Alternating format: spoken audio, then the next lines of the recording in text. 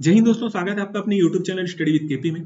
तो जैसा कि दोस्तों आप लोग जान रहे हैं कि 7 दिसंबर 2025 को छत्तीसगढ़ में व्यापम के द्वारा अमीन पटवारी भर्ती का एग्जाम आयोजित कराया गया था, जिसका कि हम लोग आज आपके साथ यहाँ पे क्वेश्चन पेपर डिस्कस करने वाले हैं। इसमें हम लोग सेट बी आपके साथ डिस्कस करेंगे, जिसमें हम लोग 1 से लेकर के 100 सभी प्रश्न का आंसर्स आपको यहाँ पे बताने वाले हैं। साथ ही साथ जो मैथ्स पोर्शन था, जिसमें एप्टीट्यूड और रीजनिंग से संबंधित जो 40 क्वेश्चन थे, उसको हम लोग आपको यहाँ पे सॉल्व करके बताने वाले हैं कि कैसा उसका जो है आंसर ये होने वाला है करके। तो इस वीडियो में आप लोग अंत तक बने रहिए, अपने दोस्तों में से अधिक शेयर कीजिए ताकि उन तक भी यह वीडियो पहुंच सके। और हमारे चैनल में यदि आप लोग पहली बार आए हैं तो हमारे चैनल को सब्सक्राइब जरूर से कर लीजिएगा। चलिए तो वीडियो को स्टार्ट करते हैं।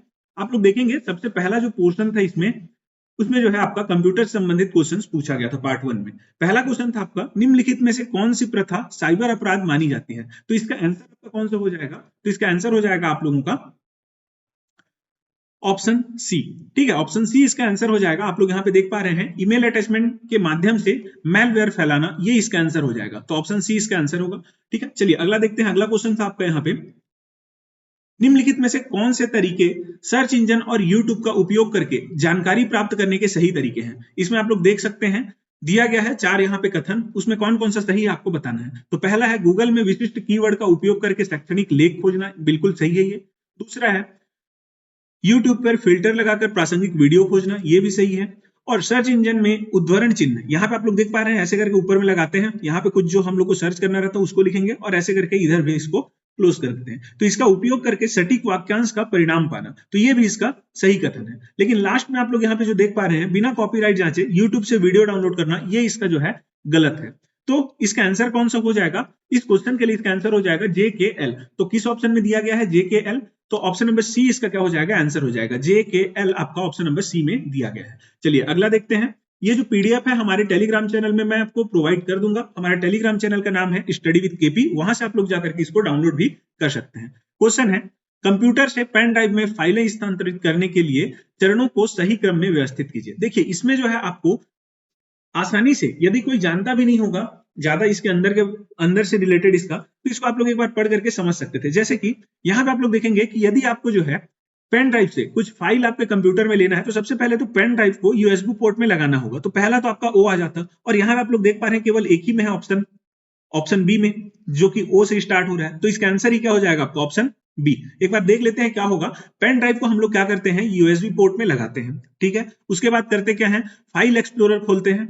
अब फाइल एक्सप्लोरर में फिर उसके बाद होता क्या है, यहाँ पे आपका जो स्थानांतरित करने के लिए जो फाइल रहता है उसको हम लोग सेलेक्ट करते हैं। मान के चलिए आपको मूवी लेना है, तो उसको हम लोग सेलेक्ट करेंगे कौन सा मूवी लेना है। उसके बाद जो है फाइलों को पेन ड्राइव फोल्डर में कॉपी या ड्रैग करेंगे, मतलब कि उसको डबल टैप करके एक फाइल से लेकर के दूसरे फाइल में ले जाएंगे। ठीक है, मतलब पेन ड्राइव से लेकर के कंप्यूटर में। लास्ट में आपका होता है यहाँ पे पेन ड्राइव को हम लोग जब पूरा कॉपी कर लेते हैं किसमें? आपके कंप्यूटर में, तो उसके बाद हम लोग क्या करते हैं? पेन ड्राइव को सुरक्षित रूप से इजेक्ट कर लेते हैं, मतलब कि निकाल लेते हैं। तो इसका आंसर क्या हो जाएगा? Option number B. अगला आपका यहाँ पे डॉट मैट्रिक्स प्रिंटर का उपयोग अधिकतर कहाँ किया जाता है? तो इसका सही उत्तर क्या हो जाएगा? बहुप्रतियों वाले फॉर्म या रसीदों को आवश्यकता होने पर, मतलब कि इसका आंसर है आपका ऑप्शन नंबर बी। क्यों है? तो ये भी आपको मैं बताने वाला हूं। यदि आप लोग मैंने जो आपको कंप्यूटर का एक 300 प्लस एमसीक्यू क्वेश्चंस वाला एक वीडियो प्रोवाइड किया था, उसको आप लोग देखे होंगे। तो मैंने आपको उसमें बताया है कि कंप्यूटर जो है, जो डॉट मैट्रिक्स प्रिंटर रहता है कंप्यूटर में, वो क्या रहता है? एक इंपैक्ट प्रिंटर है। इंपैक्ट प्रिंटर मतलब उसमें हथौड़े की तरह क्या किया जाता है? इंपैक्ट लगता है।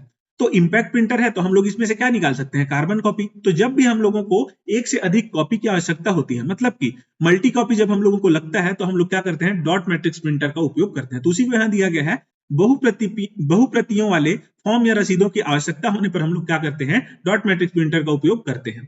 ठीक है, तो आंसर हो जाएगा इसका ऑप्शन नंबर बी। अगला देखेंगे, कौन सा आउटपुट उपकरण डिजिटल जानकारी को मुद्रित रूप में परिवर्तित करता है? तो कौन सा जो है आपका आउटपुट यहाँ पे डिवाइस है? तो आउटपुट डिवाइस आपका यहाँ पे प्रिंटर है, जो कि हमको क्या करता है? जो डिजिटल जानकारी रहता है। जैसे आप लोग अभी मोबाइल में देख पा रहे हैं, ये स्क्रीन पे ये क्वेश्चन क्या है? आप लोगों के डिजिटल माध्यम से आप लोग देख रहे हैं, लेकिन इसी को यदि आप लोग प्रिंटर के माध्यम से प्रिंट आउट कराएंगे, तो ये आपको क्या हो जाएगा? मुद्रित रूप में आपको देखने को मिल जाएगा। तो कौन परिवर्तित करता है मुद्रित रूप में? तो प्रिंटर करता है। तो ऑप्शन बी इसका क्या हो जाएगा? आंसर हो जाएगा। ठीक है, चलिए अगला देखते हैं। एक डीवीडी लगभग कितने डेटा को सीडी की तुलना में संग्रहित कर सकती है?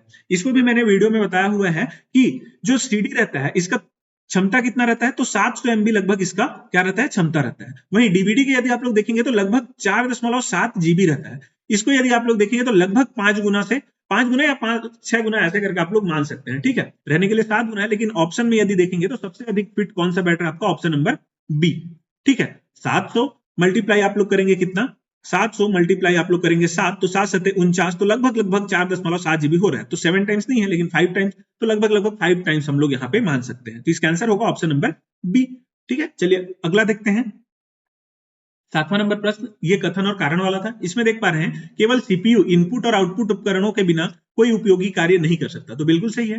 कोई आपका यहाँ पे मान के चलिए मॉनिटर ही नहीं है, कीबोर्ड ही नहीं है, तो उससे आपका कोई मतलब नहीं है सीपीयू से, तो बिल्कुल कथन सही है। कारण देखेंगे, इनपुट उपकरण सीपीयू को डेटा प्रदान करते हैं और आउटपुट उपकरण मनुष्यों को संसाधित परिणाम प्राप्त करने की अनुमति देते हैं, तो ये भी बिल्कुल सही है। यहाँ पे जो काम बताया गया है इनपुट और आउटपुट डिवाइस का, ये बिल्कुल सही है। तो जब तक इनपुट और आउटपुट डिवाइस नहीं है सीपीयू का कोई मतलब ही नहीं है। तो कथन भी सही है और कारण भी सही है और व्याख्या भी सही कर रहा है, तो आंसर हो जाएगा आपका ऑप्शन नंबर ए। अगला देखेंगे 8वां नंबर प्रश्न। यहाँ आप लोग देख पा रहे हैं डीवीडी जो है इसको जब आप लोग मिलान करेंगे तो सीधा सीधा आप लोगों को यहाँ पे देखने को मिल जाएगा सीडी से अधिक डेटा संग्रहित कर सकती है, ठीक है। हार्ड डिस्क ड्राइव ये क्या है, कंप्यूटर के अंदर बड़ा स्थायी भंडार प्रदान करता है, ठीक है। ये भी बिल्कुल सही मिला हुआ है ऐसे करके। यदि आप लोग देखेंगे पेन ड्राइव, तो पेन ड्राइव क्या है, एक पोर्टेबल फ्लैश स्टोरेज डिवाइस है। मैंने आपको बताया है वीडियो में कि पेन ड्राइव क्या है, आपका एक फ्लैश स्टोरेज डिवाइस है, पोर्टेबल है ये, ठीक है। इसको हम लोग ले जा भी सकते हैं यहाँ से वहां। और यहाँ आप लोग देख पा रहे हैं सीडी, तो सीडी को हम लोग देखे हैं वीडियो में कि इसको जो है डेटा इसमें जो रहता है, सीडी में जो भी डेटा रहता है उसको पढ़ने और लिखने के लिए किसका उपयोग करते हैं हम लोग, तो ऑप्टिकल लेजर का हम लोग यहाँ पे उपयोग करते हैं। तो इसका मिलान करेंगे तो इसका क्या हो जाएगा, बी का 1। तो इस हिसाब से इसका आंसर आपका निकल करके आएगा 8वां नंबर का ऑप्शन नंबर बी। तो इसका आंसर हो जाएगा ऑप्शन नंबर बी, ठीक है। चलिए अगला देखते हैं। एंटीवायरस सॉफ्टवेयर का मुख्य उपयोग किस लिए किया जाता है, तो इसका आंसर क्या हो जाएगा, क्यों किया जाता है, हानिकारक प्रोग्राम का पता लगाने और उन्हें हटाने के लिए। तो आंसर हो जाएगा आपका ऑप्शन नंबर बी, ठीक है। सभी मैंने आपको बताया हुआ है, यदि आप लोग वो जो मेरा वीडियो था उसको आप लोग देखे होंगे तो वहां से आपका ये क्वेश्चन लगभग बन गया होगा, पूरा हम लोग इसको कवर किए हुए हैं। और ये थोड़ा सा आपका उलझाने वाला क्वेश्चन था, इसको आप लोग देखिएगा। निम्नलिखित में से सीपीयू के बारे में कौन से कथन सही है, देखिएगा। कथन दिया गया है सीपीयू निर्देशों को संसाधित करता है, मतलब कि प्रोसेस करता है इंस्ट्रक्शन को। इंग्लिश में भी आपको पढ़ना है जब इधर समझ में नहीं आता है तो, ठीक है। तो ये बिल्कुल सही है, ये क्या करता है, प्रोसेस करता है जो भी आप लोग इंस्ट्रक्शन देते हैं उसको। उसके बाद दूसरा दिया गया है सीपीयू स्थायी डेटा संग्रहित करता है जैसे हार्ड डिस्क, तो ये तो गलत है, स्थायी डेटा नहीं करता। इसमें जो है आपका कैश मेमोरी रहता है, वो क्या करता है, कैश मेमोरी जो भी रहता है वो मतलब अस्थायी तौर पर करता है, क्योंकि जितने भी यहाँ पे सीपीयू से आपके रहते हैं मेमोरी, यहाँ पे रजिस्टर, कैच, ये सब क्या है आपके प्राइमरी मेमोरी है जो कि अस्थायी है, तो ये तो गलत हो गया। दूसरा अगला जो है यहाँ पे सीपीयू को कंप्यूटर का मस्तिष्क कहा जाता है, ये भी बिल्कुल सही है, मैंने आपको बताया हुआ था ये। अगला है सीपीयू इनपुट और आउटपुट उपकरणों को नियंत्रित करता है। तो देखिए डायरेक्टली हम लोग नहीं बोल सकते कि ये कंट्रोल करता है, इनडायरेक्टली यस, इनडायरेक्टली यदि हम लोग समझें तो ये सही है। लेकिन यदि आप लोग देखेंगे तो इनपुट और आउटपुट डिवाइस को कंट्रोल और मैनेज कौन करता है, तो आपका जो है ऑपरेटिंग सिस्टम करता है, ऑपरेटिंग सिस्टम करता है, ठीक है। तो यहाँ पे आपका जो है ये गलत हो जाएगा, तो इसका आंसर क्या हो जाएगा, जे और एल। ऑपरेटिंग सिस्टम को आपका जो है प्लेटफॉर्म कौन प्रदान कर रहा है, मान करके चल सकते हैं आप लोग सीपीयू, ठीक। सीपीयू नहीं रहेगा तो ऑपरेटिंग सिस्टम को कोई मतलब ही नहीं है, तो इसलिए मैं बोल रहा हूं इसमें ऑपरेटिंग सिस्टम ज्यादा एक्यूरेट रहता है। लेकिन इसके हिसाब से हम लोग देखेंगे जे और एल ऑप्शन में दिया हुआ है, तो इसका आंसर निकल करके आएगा आपका ऑप्शन नंबर बी, ठीक है। तो इतना था आपका कंप्यूटर का क्वेश्चन। अब यहाँ पे हम लोग हिंदी का देखेंगे। हिंदी में आप लोग का 11 नंबर क्वेश्चन था, निम्नलिखित कहावत का सही क्रम है।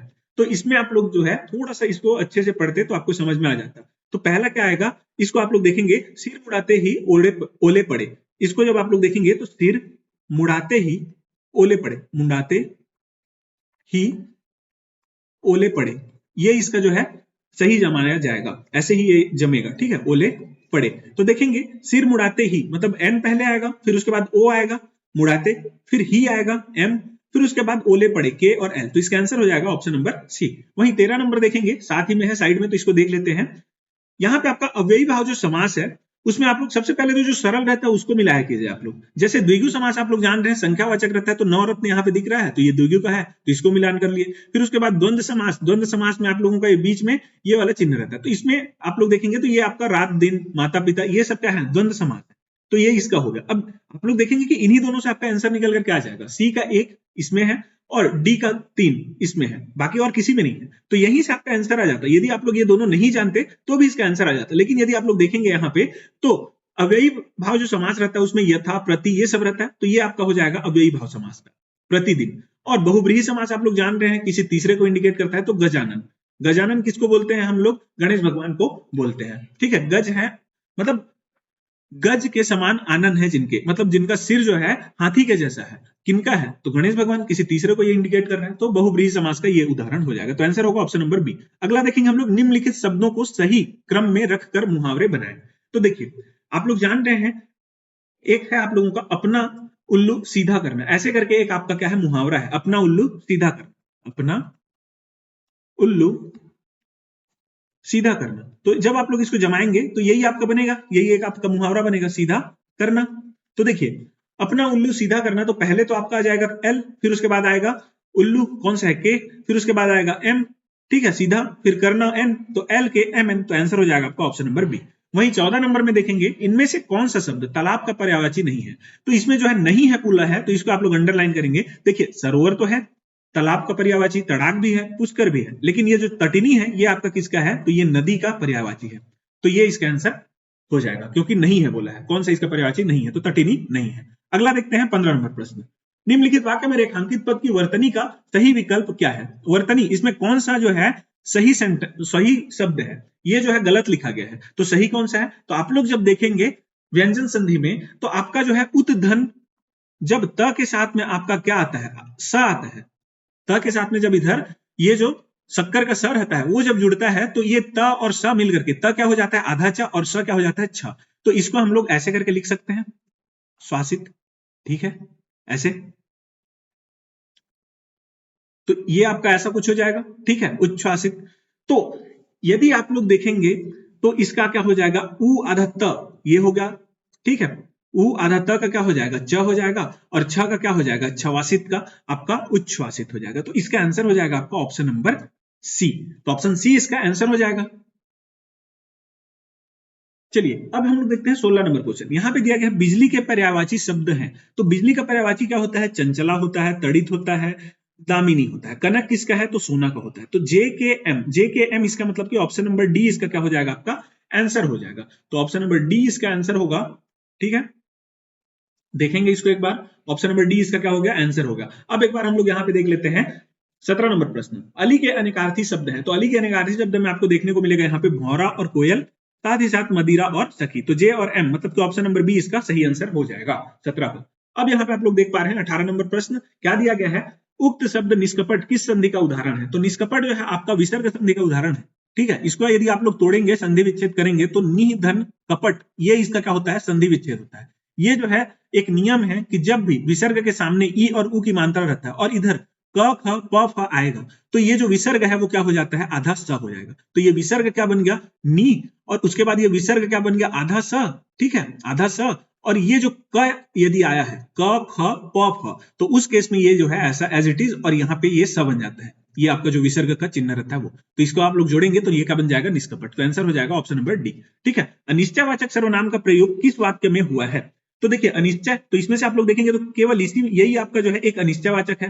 कौन? तो इसका आंसर क्या हो जाएगा? ऑप्शन नंबर बी, ठीक है। चलिए अगला देखते हैं। अब यहाँ पे दिया गया कथन और कारण, बोल रहा है कि परिनिष्ठित भाषा व्याकरण से नियंत्रित होती है। परिनिष्ठित मतलब कि आपकी जो मानक भाषा है वो हम लोग बोल सकते हैं एक परिनिष्ठित भाषा है, ठीक है, मतलब कि एक हम लोग बोल सकते हैं कि छंदा हुआ परिनिष्ठित मतलब, ठीक है। तो कथन क्या दिया गया है? परिनिष्ठित भाषा व्याकरण से नियंत्रित होती है, बिल्कुल सही है। और परिनिष्ठित भाषा का प्रयोग शिक्षा, शासन और साहित्य में होता है, तो कारण भी सही है। तो परिनिष्ठित भाषा का जो प्रयोग है शिक्षा, शासन और साहित्य में होता है, इसी कारण जो परिनिष्ठित भाषा है वह व्याकरण से नियंत्रित होती है। क्योंकि इन सब में हमको उपयोग करना है तो उसको पहले हम लोग क्या करते हैं? व्याकरण से नियंत्रित करते हैं, तब हम लोग उपयोग कर सकते हैं। तो कथन भी सही है, कारण भी सही है, और व्याख्या भी इसका क्या है? सही है। तो इसका आंसर होगा ऑप्शन नंबर ए। अब आता है आप लोगों का अंग्रेजी से संबंधित प्रश्न। यहाँ पे आप लोग देखेंगे, what is the class of underline word in the sentence below? Who taught you English? Who आप लोग देख रहे हैं, हु हम लोग किसको बोलते हैं? हु आर यू बोलते हैं ना, तो मतलब आप कौन है, तो कौन हो जाएगा? हु आर यू, मतलब हु का मतलब होता है कौन, और कौन अभी हम लोग देखे थे हिंदी में कि क्या है? एक अनिश्चयवाचक सर्वनाम है। तो सर्वनाम को इंग्लिश में क्या बोलते हैं? प्रोनाउन। तो आंसर हो जाएगा ऑप्शन नंबर सी। वहीं आप लोग 25 नंबर देखेंगे, I usually go to the gym 4 times. अब यहाँ पे डब्ल्यू है, डब्ल्यू, और इसको हम लोग हिंदी में भी इसका क्या करेंगे? उच्चारण करेंगे तो वह आता है। तो इसका आंसर क्या हो जाएगा? इस केस में ए आ जाएगा। तो आंसर होगा ऑप्शन नंबर ए। अब यहाँ देखेंगे, they began to learn blank nutrition when they were at primary school। तो इसका आंसर क्या होगा? they began to learn about nutrition, ठीक है, किसके संबंध में? न्यूट्रिशन के संबंध में। तो आंसर होगा option number D, about nutrition when they were at primary school. अगला देखेंगे, which is the correct determiner for the following. ठीक है, तो I didn't buy blank flowers, I didn't buy any flowers हो जाएगा, तो ऑप्शन नंबर ए इसका answer होगा। अब अगला है आप लोगों का 26 नंबर प्रश्न, यहाँ पे दिया गया है कॉलम 1 और कॉलम 2 को मिलान करने के लिए। अब आप लोग यहाँ देखेंगे तो बस थोड़ा सा आपको यहाँ पे समझना था इस केस में कि आपका टेक अ बाथ, इसका मतलब होता क्या है, तो इसका मतलब होता है सफर अ हैवी फाइनेंशियल लॉस। जब आप लोगों को बहुत अधिक क्या होता है, यहाँ पे आपका वित्तीय घाटा होता है, उसको हम लोग क्या बोलते हैं, टेक अ बाथ बोलते हैं। ठीक है, अब उसी में यदि आप लोग देखेंगे कि विथ बैटेड ब्रीथ, मतलब कि एकदम एक्साइटेड होते हैं, आप लोग क्या करते हैं, सांस एकदम से ऐसे तेजी से लेते हैं, तो उसी को बोलते हैं विथ बैटेड ब्रीथ। तो ये आपका क्या हो जाएगा, एक्साइटेडली, ये इससे संबंधित है। तो देखिए डी का 2 है और सी का 1 है, केवल एक ही ऑप्शन में आपको देखने को मिल रहा है। यदि आप इन दोनों को मिलान कर लेते तो आंसर क्या हो जाता आपका, ऑप्शन नंबर सी। बाकी आप लोग देख सकते हैं पास ऑन द बॉटम, इसका मतलब होता क्या है, हैंड ओवर रेस्पॉन्सिबिलिटी। यहां से भी आप लोग समझ सकते हैं कि पास करना, पास ऑन करना, मतलब कि किसी को हैंड ओवर करना, तो वहां से भी आप लोग रिलेट कर सकते थे। ठीक है, तो 1 और 3। फिर बैटन डाउन द हैचेस, ये क्या हो जाएगा, प्रिपेयर फॉर अ क्राइसिस। चलिए अगला देखते हैं 24 number question, what amazes me blank his ability to hit the ball so hard. ठीक है, तो व्हाट अमेजेस मी ये क्या हो जाएगा, was his ability to hit the ball so hard, तो आंसर होगा ऑप्शन नंबर ए, आंसर हो जाएगा यहाँ पे was.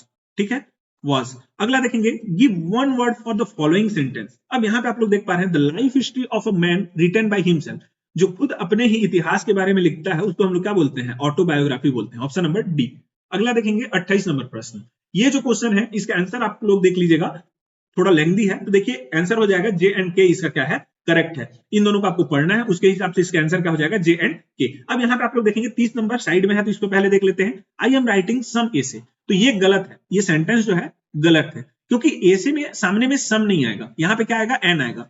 I am writing an essay, ठीक है, मैं एक एसे लिख रहा हूं, तो ये हो गया, एन होगा, तो ये तो आपका सेंटेंस गलत है, तो जे इसका आंसर होगा। एक तो सही हो गया ये, क्योंकि सेंटेंस राइट दिया है, तो ये गलत हो गया। अब देखते हैं, essay is a countable noun, बिल्कुल एसे क्या है, आप लोग का जो एसे है वो क्या है, काउंटेबल नाउन है। मतलब कि मान के चलिए एसे लिखे आप लोग द काउ, फिर उसके बाद लिखे इंडिया, इंडिया से संबंधित, ठीक है, फिर उसके बाद लिखे आप लोग मान के चलिए जो भी माउंटेन, इससे संबंधित आप लोग क्या लिखे, यहाँ पे ऐसे लिखे। तो ये ऐसे क्या है, काउंटेबल, आप लोग गिन सकते हैं ना कितना ऐसे लिखे हैं। ऐसे के अंदर में जो लिखे हैं उसको आप लोगों को नहीं बताना है, कितना ऐसे लिखे हैं उसको आपको बताना है। तो 1 है, 2 है, 3, आप लोग काउंट कर सकते हैं, तो ये काउंटेबल नाउन हो जाएगा। तो ये एल हो जाएगा। ये अब आपका क्या हो जाएगा, गलत हो जाएगा उस केस में, तो जे और एल इसका आंसर होगा, मतलब ऑप्शन नंबर डी इसका क्या हो जाएगा, आपका आंसर हो जाएगा।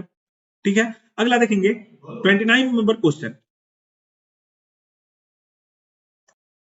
अब अगला क्वेश्चन है आपका 29 number question, for the below assertion and reason, आपको यहाँ पे करेक्ट अल्टरनेटिव चूज करना है। अब देखेंगे असर्शन यहाँ पे मतलब कथन आपका दिया गया है क्या, in reported speech we give the meaning of what was said rather than the exact word, तो ये तो सही है, बिल्कुल सही है असर्शन। कारण भी यहाँ पे आप लोग देख पा रहे हैं, ट्रीवर्ड सेज ही इज टायर्ड, तो ये भी बिल्कुल सही है, लेकिन एक्सप्लेनेशन इसका जो है सही नहीं है, इसलिए इसका आंसर हो जाएगा आपका ऑप्शन नंबर बी। ठीक है, चलिए अगला देखते हैं। अब आपका आता है मैथ्स पोर्शन, यहां से हम लोग को अब सॉल्व करना पड़ेगा। तो देखिए अब आपका जो है यहाँ पे आपको समझना है कि गोले की त्रिज्या होती क्या है, गोले मतलब स्फीयर, इसका त्रिज्या होता है 4/3 पाई आर क्यूब। ठीक है, अब 10% कम कर देंगे तो उसके आयतन में क्या चेंज होगा, तो सॉरी त्रिज्या बोल रहा हूं, ये आपका आयतन का इसका क्या है, वॉल्यूम का फॉर्मूला है स्फीयर का।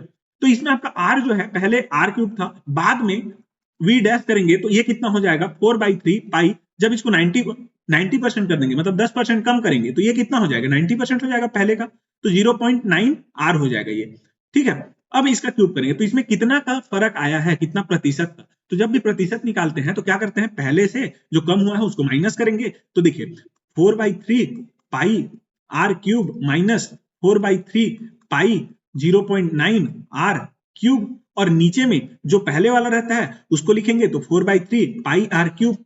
ये आपका जो भी आएगा इसके साथ में अब जब हम लोग मल्टीप्लाई करेंगे 100 तो ये आपका परसेंट निकल करके आएगा। तो इसको आप लोग देखेंगे 4/3 पाई आर क्यूब ऊपर में भी है और नीचे में भी है, यहाँ से कॉमन निकला, ये आपका निकल गया यहाँ से आर, ये क्यूब, तो यहाँ पे ऊपर में क्या बचा 1 माइनस 0.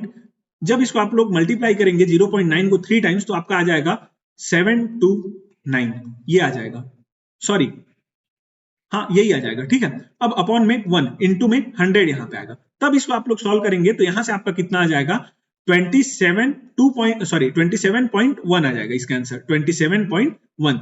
तो इसको सॉल्व कर लीजिएगा आप लोग, इसका आंसर आ जाएगा 27.1। इस तरीके से इसको सॉल्व करना था, ठीक है। अब देखिए यहाँ पे यदि रैखिक समीकरणों के किसी निकाय का कोई हल प्राप्त ना हो तो वे रेखाएं होंगी। तो देखिए दो आपकी लाइन दिए गए हैं तो इनका जो इक्वेशन है वो पैरेलल हो जाएंगे, तभी इनका जो है कोई ना कोई एक भी सॉल्यूशन नहीं मिलेगा।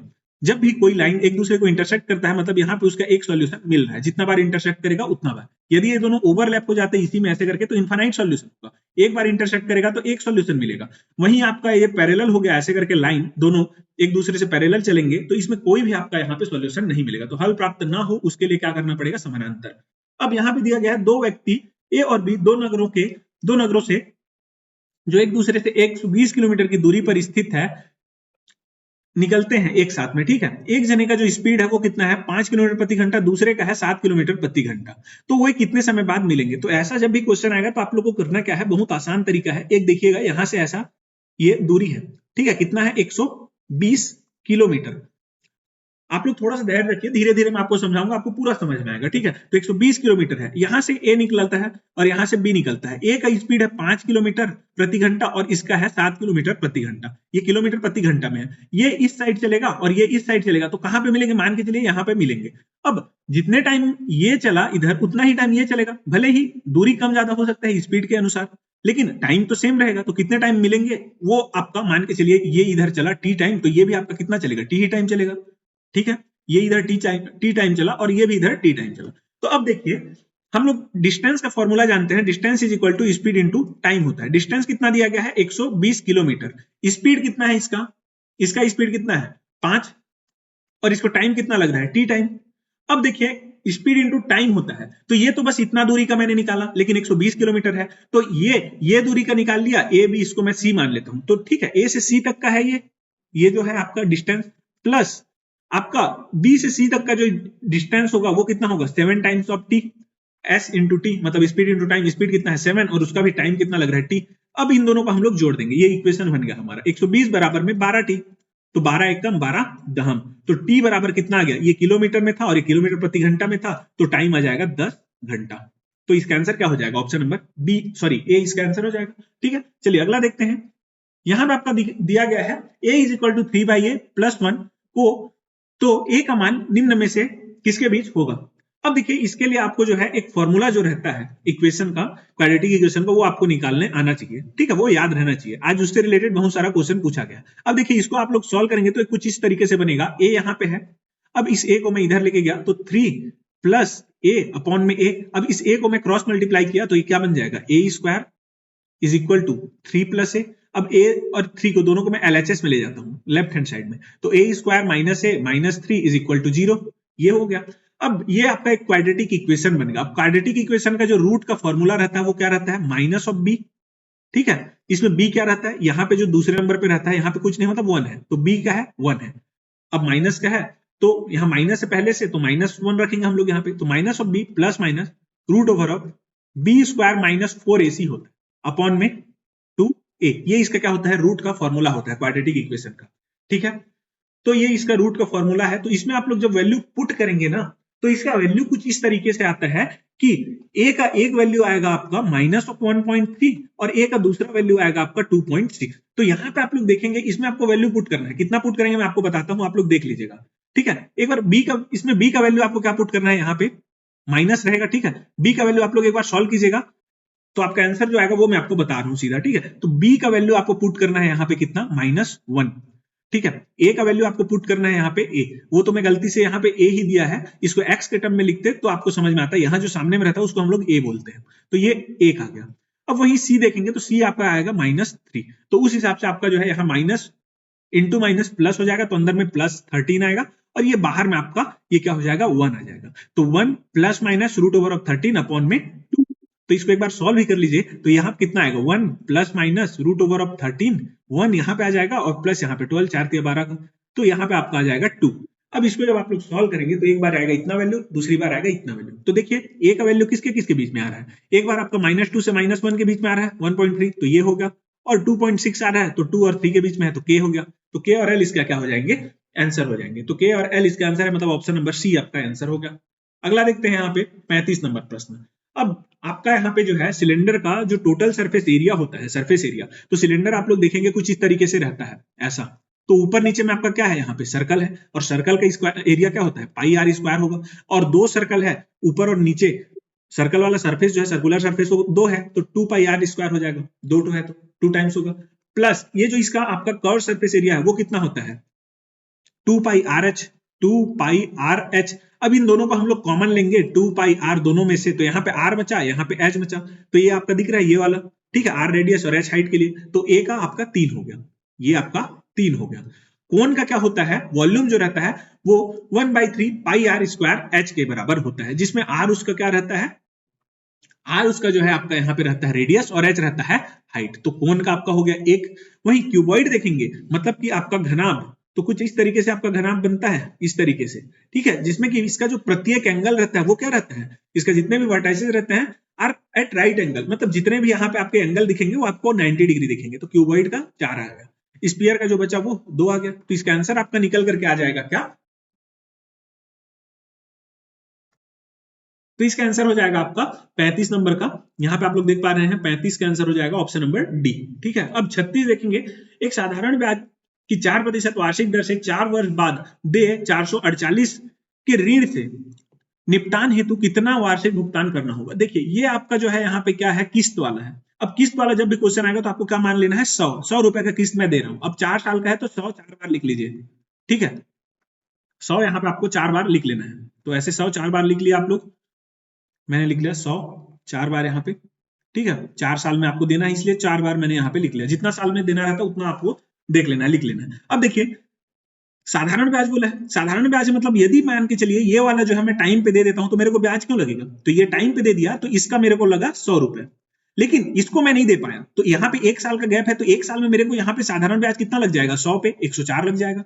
वहीं ये 2 साल पहले का है, इसको भी मैं नहीं दिया हूं, तो ये कितना लग जाएगा, तो 108 लग जाएगा, मतलब 4 4 8 2 बार लग गया ना, 2 साल के गैप में यहाँ पे 4% रेट है। तो वैसे ही तीसरा जो आएगा वो कितना आएगा आपका यहाँ पे 112 आ जाएगा, 4 या 12 3 साल का गैप है। अब इन सबको हम लोग ऐड कर लेंगे तो ये कितना आएगा आपका 424 आ जाएगा, 424 आएगा। तो ये जो है आप लोग यदि 100 रुपए का किस्त बांधते हैं, ठीक है, 100 रुपए का किस्त यदि आप लोग देते हैं तो आपको कितना 424 रुपए 4 साल में निपटान होगा। लेकिन यहाँ पे आपको कितना पटाना है 4 साल में 848, तो 100 रुपए का यदि हम लोग 200 रुपए कर दें तो इसका भी डबल हो जाएगा, ये 424 जो है वो 848 हो जाएगा। तो देखिए अब इसको हमको क्या करना है, कंपेयर करना है, 424 बटे में 848 कर दिए तो यहाँ कितना आ गया 1/2 आया, ठीक है, मतलब कि इसका 2 गुना है। तो हम लोग को यहाँ पे जो भी है इसको 2 गुना करना पड़ेगा, तो 100 का 2 गुना कितना आएगा, 100 इंटू 2 करेंगे तो 200 आएगा, तो 2 इसका क्या आ जाएगा, 200 इसका आंसर हो जाएगा। एक किस्त आपको कितना देना पड़ेगा, 200 रुपए प्रत्येक वर्ष, ठीक है। चलिए अगला देखते हैं 37 नंबर प्रश्न। यहाँ पे आपको बस मिलान करना था, कंपाउंड इंटरेस्ट, प्रॉफिट, प्रिंसिपल और अमाउंट, मतलब कि चक्रवृद्धि ब्याज, लाभ, मूलधन और मिश्र धन होता क्या। तो मूलधन प्लस ब्याज जब भी आप लोग मिलाते हैं तो ये आपका क्या कहलाता है आपका, तो ये आपका हो जाता है मिश्र धन, ये आपका मिश्र धन हो जाएगा। साधारण ब्याज इंटू में 100 अपॉन में क्या दर गुणित समय, तो ये आपका P is equal SI is equal to क्या होता है PRT अपॉन में 100, उसी का फॉर्मूला है। तो P को बस इधर रखा है, बाकी को इधर भेज दिया, तो ये क्या है मूलधन है। तो प्रिंसिपल का ये आपका फॉर्मूला यहाँ पे दिया गया है, ठीक है, तो ये आपका क्या हो जाएगा प्रिंसिपल का होगा, यहां से आपका मूलधन जो है आपका 2 हो जाएगा। वैसे ही लाभ क्या होता है, selling price minus cost price, तो ये बी का आपका हो जाएगा 3, और जो बच्चा चक्रवृद्धि ब्याज वो 4 हो जाएगा। ऐसे करके इसका जब आप लोग मिलान करेंगे ये हो जाएगा इसका चक्रवृद्धि मिश्र धन माइनस मूलधन। तो ऐसे ही आपको इसको मिलान करना था। तो देखिएगा इसका आंसर क्या निकल करके आएगा आपका ऑप्शन नंबर ए। चलिए अगला देखते हैं 38 नंबर प्रश्न। यहाँ पे जो है आपका प्रश्न दिया गया है, एक बस 30 किलोमीटर प्रति घंटे की चाल से 60 किलोमीटर एवं 45 किलोमीटर प्रति घंटे की चाल से 90 किलोमीटर चलती है। पूरी यात्रा की औसत चाल ज्ञात करने के लिए उसको सही क्रम में जमाना है। तो देखिए जब भी हम लोग औसत चाल निकालते हैं तो क्या करते हैं, सबसे पहले तो इसको हम लोग यहाँ पे एक बार फिगर में समझ लेते हैं। देखिए ये आपका है कितना 60 किलोमीटर और ये कितना है आपका 90 किलोमीटर। तो इसको 30 किलोमीटर प्रति घंटे के चला है स्पीड में और इसको 45 किलोमीटर प्रति घंटे के। तो जब भी आपका एवरेज स्पीड आपको निकालना रहता है औसत चाल, तो इसमें क्या लगता है टोटल डिस्टेंस है, तो टोटल डिस्टेंस लगता है आपका यहाँ पे, और अपॉन में टोटल टाइम, क्योंकि स्पीड इज इक्वल टू क्या होता है डिस्टेंस अपॉन में टाइम, तो टोटल डिस्टेंस अपॉन में टोटल टाइम। यही है ना, टोटल डिस्टेंस अपॉन में टोटल टाइम, ये इसका फॉर्मूला होता है, ये आप लोग जान रहे हैं। लेकिन हमको अब इसमें देखिए टोटल डिस्टेंस तो निकाल लेंगे क्योंकि यहाँ पे दिया गया है, लेकिन सबसे पहले हम लोग को क्या करना पड़ेगा, प्रत्येक भाग में लगने वाला जो समय है वो पहले निकालना पड़ेगा। ये टोटल टाइम करने के लिए पहले इसमें कितना समय लगा, फिर इसमें कितना समय लगा, उसको देखेंगे। ठीक है, तो सफर के प्रत्येक भाग के लिए लगने वाले समय को ज्ञात करेंगे। तो समय कैसे निकालेंगे, ये आपका दूरी दिया गया है, ये स्पीड दिया गया है, आप लोग नहीं निकाल सकते क्या, क्योंकि टाइम इज इक्वल टू क्या होता है, डिस्टेंस अपॉन में स्पीड। तो डिस्टेंस आपका कितना दिया है 60 बटे में स्पीड 30, तो ये आपका 2 आ गया। वैसे ही 90 बटे में 45, वो भी 2 आ जाएगा। तो 2 + 2 4 घंटा, यहाँ पे 2 घंटा लगा, तो यहाँ पे 2 घंटा लगा। सबसे पहले हम लोग क्या किए कि मतलब कि सफर के प्रत्येक घंटे में लगने वाले समय को निकाले। फिर उसके बाद हम लोग क्या किए, टोटल डिस्टेंस कितना है वो देख लेंगे, क्योंकि इस फॉर्मूले में हमको रखना है। तो टोटल डिस्टेंस अब निकालेंगे। तो टोटल डिस्टेंस जो है 60 धन 90 कितना हो जाएगा, सॉरी हाँ यही तो है ना दूरी, 60 धन 90 मतलब 150। तो कुल दूरी कितना है 150। दूसरे नंबर पे ये आ गया। तीसरे नंबर पे हम लोग क्या करेंगे, आपका यहाँ पे आ जाएगा ये जो है आपका कुल समय वो कितना होगा उसको देखेंगे। तो कुल समय कितना है, तो दोनों को जोड़ेंगे, यहाँ पे लगने वाला है क्योंकि कुल समय हमको टोटल टाइम, तो यहाँ पे टाइम लगा 2 घंटा, यहाँ पे टाइम लगा 2 घंटा, तो 4 घंटा हो गया ये। ठीक है, तो के के बाद आया एल, एल के बाद आया एम, फिर लास्ट में हम लोग देखेंगे फॉर्मूला लिखेंगे। फॉर्मूला लिखेंगे तो उसमें क्या आ जाएगा, औसत चाल बराबर में टोटल डिस्टेंस अपॉन में टोटल टाइम। तो कुल दूरी बटे में कुल समय, तो एम आ जाएगा, सॉरी एन आ जाएगा। फिर उसके बाद लास्ट में हम लोग का जो वैल्यू आएगा वो कितना आ जाएगा, आप लोग पुट करके देख लीजिएगा वैल्यू यहाँ पे कितना आ जाएगा 37.5। ठीक है, यहाँ पे आप लोग देखेंगे कितना टोटल डिस्टेंस 150 बटे में टोटल टाइम कितना लग रहा है, 4 लग रहा है कि नहीं लग रहा है। यहाँ पे भी आपका है कितना 2, यहाँ पे 2 और यहाँ पे 2, टोटल टाइम हो गया 4। तो इसको आप लोग जब देखेंगे तो ये कितना आ जाएगा 37.5 किलोमीटर प्रति घंटा। तो आंसर हो जाएगा आपका ऑप्शन नंबर बी KLMNO। ठीक है, चलिए अगला देखते हैं 39 नंबर प्रश्न। अब यहाँ पे आपको देखना है क्या कि वृत्त का जो आपका गुण है वो आपको बताना है। वृत्त मतलब सर्कल। अब आपका एक बनाया आप लोग सर्कल, सर्कल का रहता है डायगोनल, डायगोनल को ही बोला गया है व्यास हिंदी में। तो ये कितना एंगल बना रहा है यहाँ पे, तो 180 डिग्री, लेकिन दिया गया है 60, तो ये गलत हो गया। अब यहाँ पे बोल रहा है कि जो परिधि रहता है व्यास की पाई गुना होती है। परिधि मतलब कि ये जो है एक राउंड जैसे हम लोग लगाएंगे तो कितना दूरी चलेंगे, तो वो कितना होता है 2 पाई r होता है, और r को हम लोग 2 से मल्टीप्लाई करते हैं तो क्या आ जाता है d, तो पाई टाइम्स ऑफ d हो गया ना। तो मतलब ये सही है, परिधि व्यास की पाई गुना होता है, तो व्यास d उसका पाई गुना मतलब इंटू पाई, तो ये सही होगा। सभी वृत्त एक दूसरे के समरूप होते हैं, जाहिर सी बात है जितने भी आपके सर्कल रहते हैं वो एक दूसरे के क्या रहते हैं, समरूप मतलब सिमिलर रहते हैं। हो सकता है कोई बड़ा रहे कोई छोटा रहे, लेकिन सर्कल तो सर्कल है।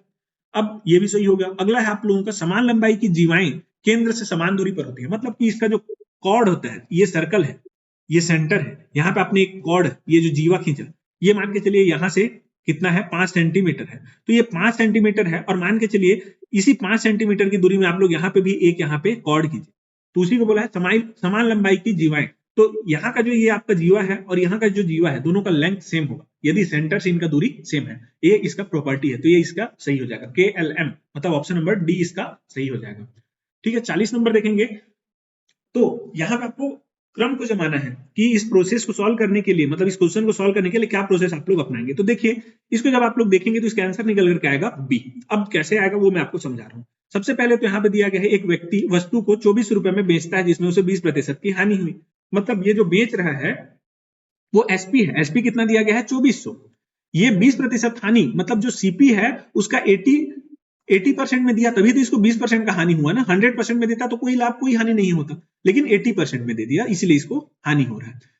ठीक है, तो ये जो है आपका यहाँ पे जो आप लोग देख पा रहे हैं 2400, ये सीपी का मतलब कॉस्ट प्राइस का जो क्रय मूल्य है उसका 80% के बराबर होगा। तो सीपी हमारा यहाँ से क्या आ जाएगा जब सॉल्व करेंगे तो 2400 इंटू में 100 करेंगे तो 2 जीरो और आया, नीचे में आ जाएगा 80, तो ये आ जाएगा आपका 3000 के बराबर सीपी। यहाँ से 3000 आ गया, मतलब इसको 600 का लॉस हुआ। अब यहाँ पे आप लोग देखेंगे दूसरी बार में क्या बोल रहा है, वह उसी 2400 का उपयोग करके, जो 2400 में यहाँ पे हानि में बेचा है उसी 2400 का उपयोग करके एक अन्य वस्तु खरीदता है और 25% के लाभ में बेच देता है। ठीक है, तो 25% के लाभ में बेच रहा है। तो अब देखिए 2400 में खरीदा है तो 2400 को 25% के लाभ में, मतलब अब जो है 2400 के साथ में हम लोग यदि 125/100 करेंगे, मतलब इसका जो है 25% एक्स्ट्रा करेंगे, तो ये इसका क्या आएगा एसपी आएगा। तो इसका जो सेलिंग प्राइस है वो हम लोग निकाले। पहले क्या किए, उसका क्रय मूल्य निकाले कि नहीं, यहाँ पे सीपी बराबर में 3000, ये तो सीपी बराबर 3000, ये पहले हम लोग उसका क्रय मूल्य निकाले वस्तु का। ठीक है, फिर उसके बाद क्या कर रहे हैं, दूसरी बार में जो बेच रहा है तो उसमें कितना लाभ हो रहा है उसको देखेंगे। तो पहले एसपी निकाले, तभी तो उसका क्रय मूल्य और विक्रय मूल्य को माइनस करके लाभ निकालेंगे। ठीक, तो उसी को यहाँ पे देखेंगे, दूसरी बिक्री से प्राप्त लाभ की गणना करेंगे तो के बाद आएगा आपका एम। तो देखिए यहाँ से आपका एसपी कितना आ जाएगा, 2020 कट गया तो यहाँ से फिर 3000 आ जाएगा एसपी। अब देखिए 2400 में खरीद करके बेच करके उसको फिर नया एक वस्तु खरीदा 2400 में और उसको कितना में बेच दे रहा है, 25% लाभ, मतलब कि आपका 3000 में बेच दिया उसको। अब 3000 में बेच रहा है तो इसको कितना का लाभ हुआ, 600 का। अब इस 600 का इसका आप लोग पहले क्या करेंगे, पहले वर्ष के लिए यहाँ पे बोल रहा है साधारण ब्याज के लिए दिया, 10% की साधारण ब्याज पे दिया, निवेश कर रहा है, इन्वेस्ट कर रहा है। फिर दूसरे वर्ष उसको जो है 10% चक्रवृद्धि ब्याज के लिए, तो पहले 10 वर्ष का साधारण ब्याज वाला निकालेंगे, तो पहले वर्ष के साधारण ब्याज के बाद की राशि का गणना करेंगे। ठीक है, तो ये आ जाएगा उसके बाद। तो समझ रहे हैं आप लोग, पहले आ रहा है के, उसके बाद आ रहा है एम, फिर आ रहा है एल। तो इसी को आप लोग देखेंगे, कंटिन्यू करेंगे के एम एल। यदि आप लोग पहुंच जाते हैं 2 स्टेप में तो आपका आंसर आपको दिख जाएगा यहाँ पे ऑप्शन नंबर बी। लास्ट में तो आपका अंतिम कुल राशि ही ज्ञात होगा ना, तो वो है, सब में कॉमन है, तो आंसर हो जाएगा आपको ऑप्शन बी। इस तरीके से इसको सॉल्व करना है। अब यहाँ पे देखेंगे दो संख्याओं का अनुपात ये आपको दिया गया है। अब इसको जब आप लोग सॉल्व करेंगे ना तो इसको आप लोग थोड़ा, ये जो आपका मिक्स्ड फ्रैक्शन में दिया गया है उसको आप लोग सामान्य रूप में इसको ले आएंगे, पहले परिवर्तित कर लेंगे। देखिए इसको 2 एकम 2 1 3, 3/2 है पहला वाला, 3/2। फिर इधर आपको देखेंगे 3 दूनी 6 और 2 8, 8/3। तो इसमें आप लोग, हम लोग क्या करेंगे, 2 और 3 का जो एलसीएम है क्या है, 6 है, उसको ऊपर में दोनों के साथ मल्टीप्लाई कर दे तो ये कितना आ जाएगा, 6 से मल्टीप्लाई किए तो इसको 9 और इधर आ जाएगा आपका 16। तो ये आपका जो है अब किस रूप में बदल गया, 9 और 16 के रूप में, ये भी इसी के बराबर है। अब इसमें बोल रहा है दोनों में 15-15 ऐड करेंगे, तो ये जो है पहला संख्या वो है 9x, दूसरा है 16x, दोनों में 15-15 ऐड किए तो अब इनका अनुपात जो है 9x + 15 अपॉन में 16x + 15 वो कितना हो गया है, ये जो आप लोग देख पा रहे हैं इसके बराबर। तो इसको भी हम लोग सामान्य रूप में इसको ले आते हैं, 3 एकम 3 2 6, 6/3 अनुपात में 2 दूनी 4 1 5, 5/2।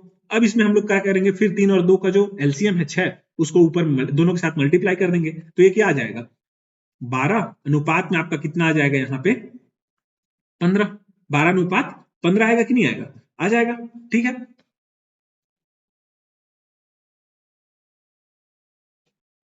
सॉरी यहाँ पे गलत कर दिया मैं, 3 एकम 3 धन 2 5 होगा ये। ठीक है, ये 5 होगा और 2 दूनी 4 धन 1, ये भी 5 होगा, ये भी 5 ही होगा।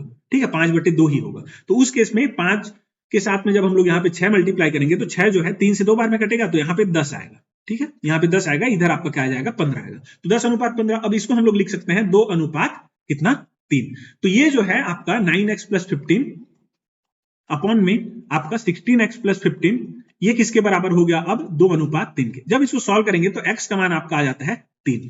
अब x का मान 3 आया तो अब आपका जो दोनों संख्या है वो कितना कितना है, 9x और 16x। तो 9 × 3 कितना हो गया 27 और 16 × 3 कितना होगा 48। तो इसमें बड़ा संख्या कौन सा है वो पूछा है, तो 48 इसका आंसर हो जाएगा, ऑप्शन नंबर सी। ठीक है, चलिए अगला देखते हैं। यहाँ पे आपका जो है मैट्रिक्स वाला क्वेश्चन था, तो इसको आप लोग जो है इसका आंसर बस देख लीजिए, इसका आंसर का हो जाएगा ऑप्शन नंबर ए। थोड़ा ये लेंथी भी होगा समझाने में भी और आपको समझने में भी, तो इसका आंसर आप लोग सीधा देख लीजिए, आंसर ए हो जाएगा इसका। अब यहाँ पे आप लोग जो देख पा रहे हैं ये क्वेश्चन आपका विलोपित होगा, इसको हम लोग सॉल्व करके आपको बताते हैं कि यहाँ पे दिया क्या गया है, क्योंकि ऑप्शन में इसका आंसर नहीं है। ठीक है, जिस हिसाब से हम लोग सॉल्व कर रहे हैं, यहाँ पे आप लोग देखेंगे 18 मिनट के अंतराल में जो है बस टर्मिनल से 18 मिनट के अंतराल पर 20 किलोमीटर प्रति घंटे से निकलती है। देखिए ये आपका मान के चलिए यहाँ पे बस का स्टॉपेज है। यहां से 2 बस है वो 18 मिनट के अंतराल में निकल रही है। पहला बस जो है B1 वो निकल गया। ठीक है, B1 निकल गया और कितना मिनट चल लिया, 18 मिनट चल लिया। अब 18 मिनट ये चल गया है तो कितना दूरी चलेगा, उसका स्पीड यदि कितना है बस का 20 किलोमीटर प्रति घंटा है तो इसका दूरी जो आ जाएगा वो आ जाएगा 20 इंटू में 18/60, क्योंकि 1 किलोमीटर प्रति घंटा है तो इसको मेरे को घंटे में बदलना पड़ेगा, 18 को तो बटे में 60 कर दिया मैंने। ठीक है, अब इसको मैं सॉल्व करूंगा तो कितना आएगा, यहाँ पे आपका 6 का आ जाएगा, तो 6 किलोमीटर आ गया, मतलब ये 6 किलोमीटर दूरी निकल गया है। अब फिर उसके बाद केस बोल रहा है कि दूसरा बस निकलता है 18 मिनट बाद, तो जब दूसरा बस यहाँ से निकलेगा B2 तो इन दोनों के बीच में दूरी कितना है, 6 किलोमीटर है कि नहीं है, 6 किलोमीटर है, जाहिर सी बात है। ठीक है, दोनों के बीच में बस 1 और बस 2 के बीच में दूरी कितना है, 6 किलोमीटर है। अब बोल रहा है कि बस टर्मिनल की ओर विपरीत दिशा में, तो बस स्टॉप ये है, बस जा रहा है इधर राइट साइड, लेकिन इधर लेफ्ट साइड से एक व्यक्ति जो है इधर दौड़ते हुए आ रहा है। ठीक है, इधर लेफ्ट साइड में, तो पहले जो है बस B1 को क्रॉस करता है, फिर उसके बाद बस B2 को क्रॉस करता है, तो इन दोनों के बीच में उसको कितना समय लगता है क्रॉस करने में, 8 मिनट का समय लगता है, ये यहाँ पे बोला गया है।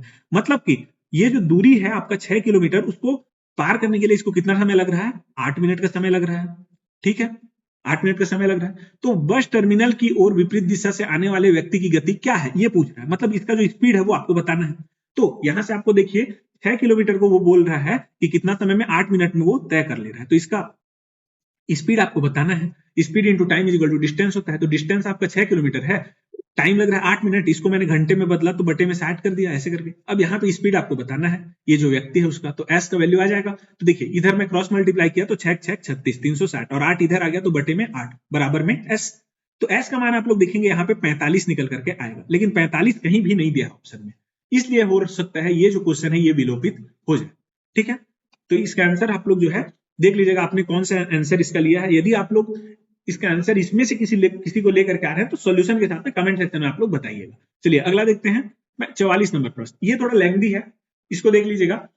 यहाँ पे आप लोग देख पा रहे हैं मैं इसको सॉल्व किया हूं। ठीक है, टाइम देख लीजिए 2 वर्ष है और इसमें जो पी का वैल्यू है, मतलब जो मूलधन है वो कितना है, 5800 रुपए है।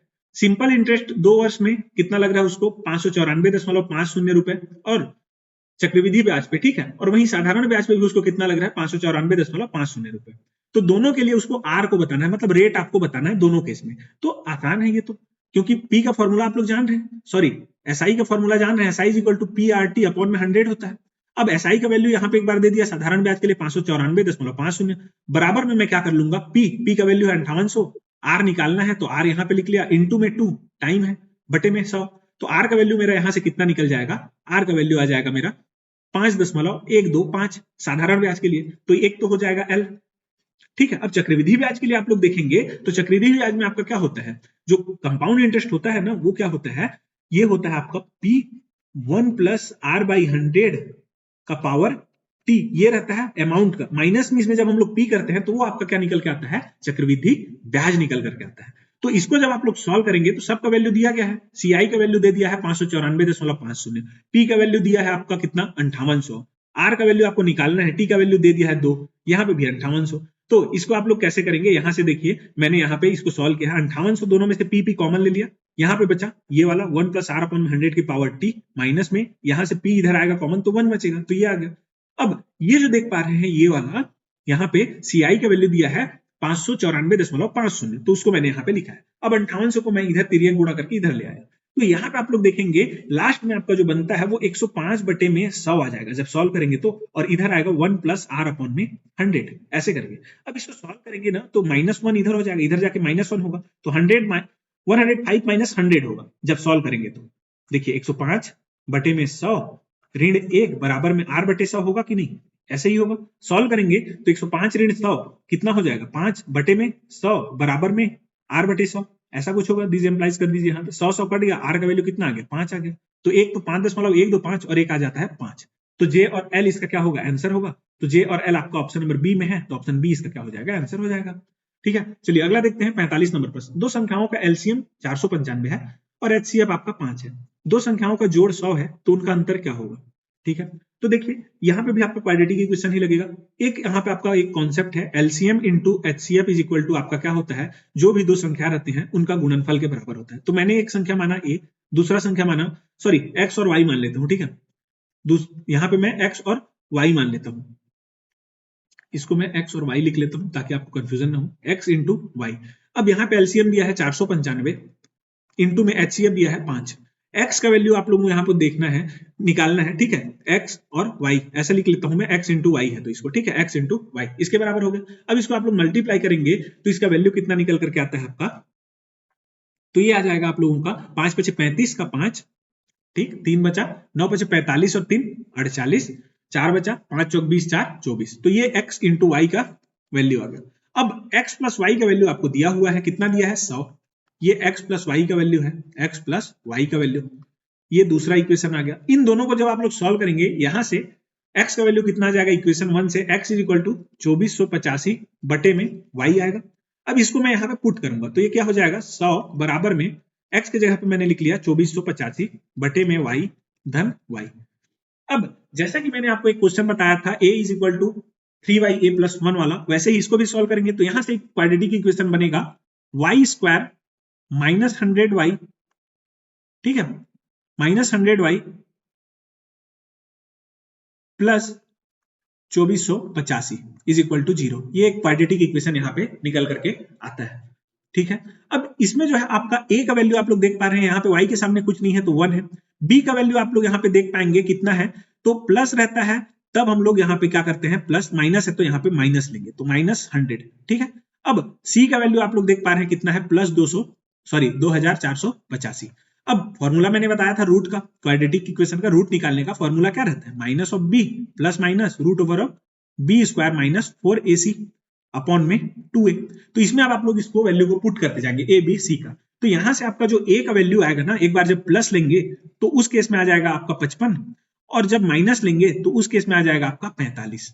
ठीक है, अब दोनों का अंतर, एक बार a का वैल्यू 55 रखेंगे तो यहाँ पे आप लोग देख पा रहे हैं इक्वेशन 2 में, ठीक है, x का वैल्यू एक बार आएगा कितना 55, और x का वैल्यू एक बार y का है जी, ये y है, y का वैल्यू एक बार आएगा 55 और y का वैल्यू आएगा एक बार 45। तो y एक बार 45 रखे तो x आएगा 55, और y एक बार 55 रखे तो x आएगा 45।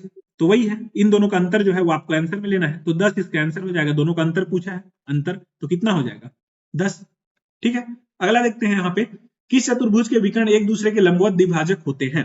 तो ये तो आपका सामान्य ज्ञान है, इसमें आप लोग को देखना है कि रोम्बस जो रहता है वो एक जो है, इसके जो डायगोनल रहते हैं रोम्बस के, वो एक दूसरे को 90 डिग्री पे इंटरसेक्ट करते हैं एक दूसरे को ऐसे करके। ठीक है, ये यहाँ पे 90 डिग्री बनता है सब, वैसे ही स्क्वायर में भी बनता है, तो के और एम इसका आंसर हो जाएगा ऑप्शन नंबर बी। अगला देखेंगे, समीकरण यहाँ पे जो भी दिया गया है इसके मूल है। देखिए मूल से संबंधित कितना 3 से 4 क्वेश्चन आ गए हैं, तो यदि आप लोग वो minus B plus minus root over B square minus 4ac वाला आपका फॉर्मूला याद होता आपको, तो बहुत सारे क्वेश्चन बन जाते हैं। इसी में आपको यहाँ पे वैल्यू पुट करना है। बी का वैल्यू यहाँ पे 7 है, ए का वैल्यू आपका यहाँ पे कितना है, √2 है, सी का वैल्यू कितना है 5√2 है। पुट कीजिएगा वैल्यू, यहां से आपका वैल्यू आ जाएगा, एक तो आएगा रूट इसका ऋण 5/2 और दूसरा आ जाएगा ऋण √2। तो के और एम इसका आंसर हो जाएगा। देखिएगा के और एम ऑप्शन नंबर डी में है, तो आंसर होगा डी। अगला देखेंगे 48 नंबर प्रश्न, तो ये भी थोड़ा आप लोगों का जो है यहाँ पे क्या दिया गया है, टफ क्वेश्चन है ये। ठीक है, इसका आंसर आप लोग बस देख के चलिए, इसका आंसर क्या हो जाएगा ऑप्शन नंबर ए। ठीक, चलिए अगला देखते हैं 49 नंबर। इसको हल करने के लिए आप लोग जान रहे हैं बोर्ड मास का यहाँ पे आपको उपयोग करना था। अब बोर्ड मास के लिए सबसे पहले अंदर का जो ब्रैकेट है उसको सॉल्व करेंगे, तो इसको जब आप लोग सॉल्व करेंगे तो इसका वैल्यू निकल करके आएगा कितना 1। देखिए सॉल्व करेंगे तो ये जो है सबसे पहले इसको बदल लेते हैं, तो 2 एकम 2 धन 3, तो 3/2 मैं लिख लेता हूँ इसको, ये एक को काट लिया तो 3/2। अब इन सब का एलसीएम आया 6, यहां से आएगा कितना 3 है तो 3 तिया 9, ऋण यहां से 2 तो 2, ऋण यहां से 1। अब देखिए 9 में से 3 गया तो कितना 6, 6/6 कितना 1, तो यहाँ पे अब इसका वैल्यू कितना आ गया, इतना का वैल्यू 1 आया। अब 1 को मैं 1/2 से यहाँ पे मल्टीप्लाई कर रहा हूँ, यहाँ पे 1/2 से, तो कितना आएगा 1/2 ही आएगा। वैसे ही अब इसको भी मैं यहाँ पे बदल लेता हूँ, तो 4 एकम 4 धन 1 5, तो ये 5/4 होगा, तो यहाँ पे हट गया। अब यहाँ पे ये जो ब्रैकेट है इतना वाला पोर्शन, ये करली ब्रैकेट, इसको हम लोग देखेंगे तो कितना आएगा 5/4 ऋण में 1/2।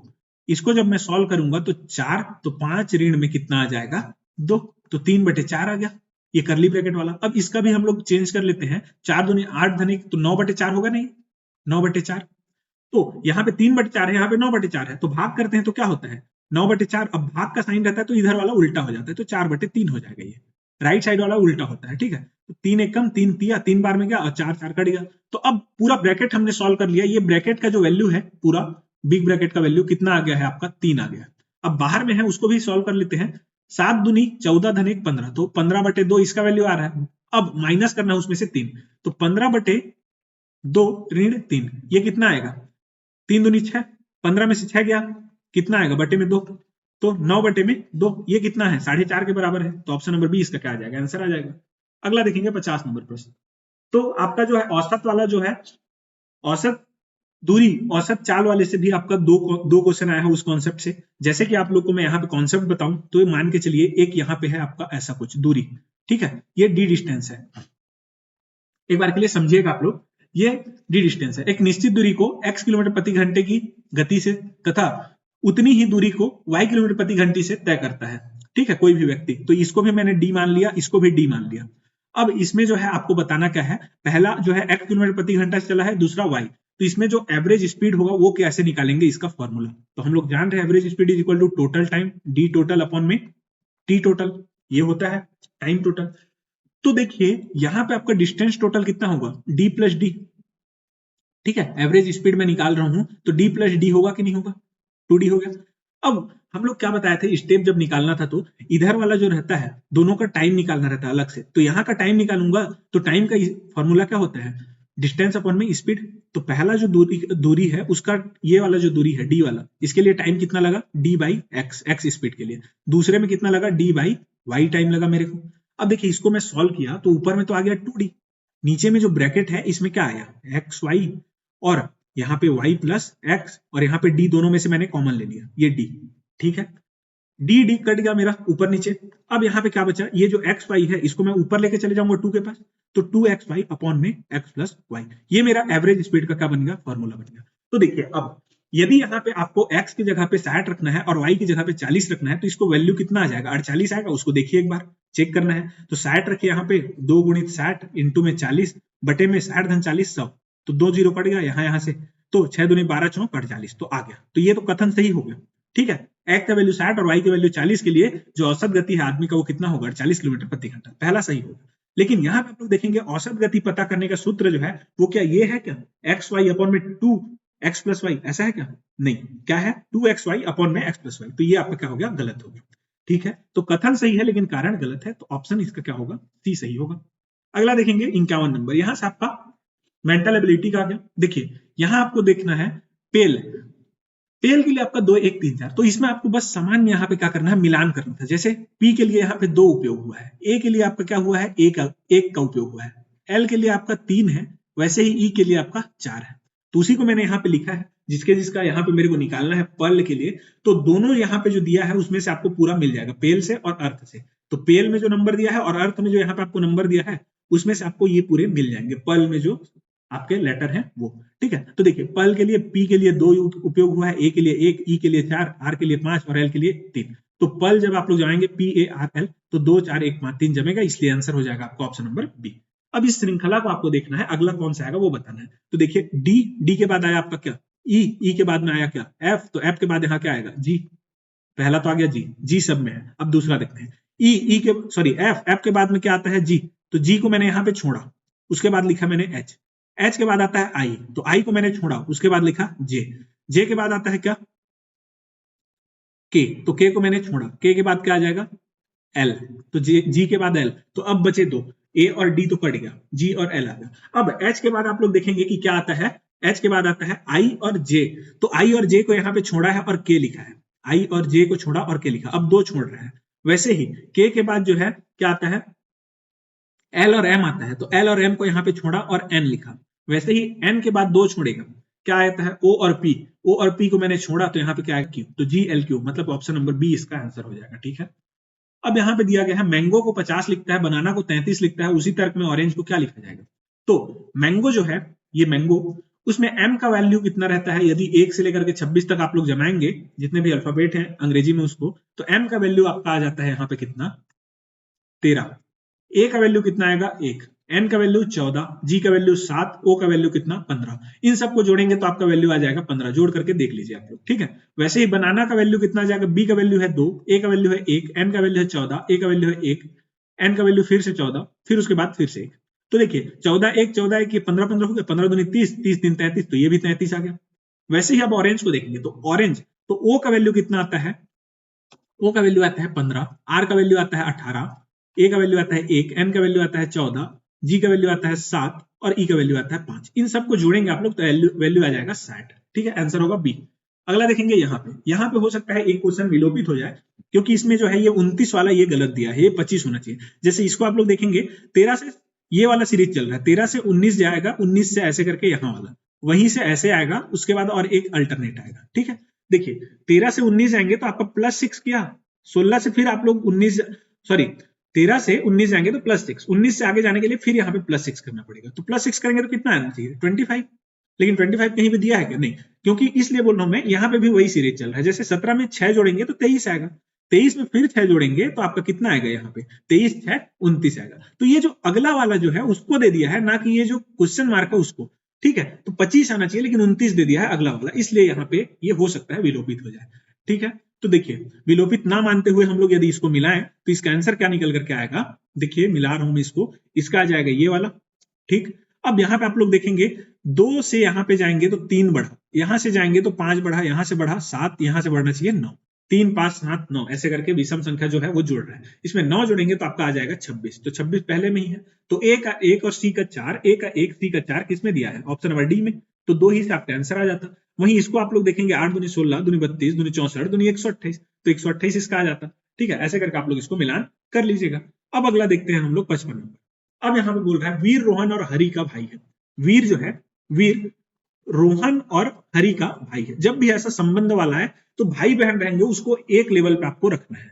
देखिए आगे मैं बता रहा हूं, रीता जो है हरि की माँ है, क्योंकि ये इसकी माँ है तो ये नेक्स्ट एक जनरेशन पीछे की है। ठीक है, तो रीता हरि की माँ है, ये हरि है, इसकी माँ है, तो इसको मैं एक लेवल ऊपर ले गया, तो यहाँ पे आ गई रीता। ठीक है, अब राम मोहन के पिता है, तो ये है रोहन है। ठीक है, रोहन के पिता है कौन, राम, तो यहाँ पे आ जाएगा राम। ये है आपका, आपकी रीता। अब देखिए ये तीनों भाई हैं, तो ये दोनों क्या हो गए, पति पत्नी, हस्बैंड एंड वाइफ हुए, हस्बैंड वाइफ। तो वीर राम से क्या संबंध है, वीर का राम से क्या संबंध है, तो वीर का जो राम है उससे क्या संबंध है, तो इसका ये क्या है, बेटा है, बेटा है। तो आंसर क्या हो जाएगा आपका, ऑप्शन नंबर डी, बेटा इसका आंसर हो जाएगा। अगला देखेंगे 56।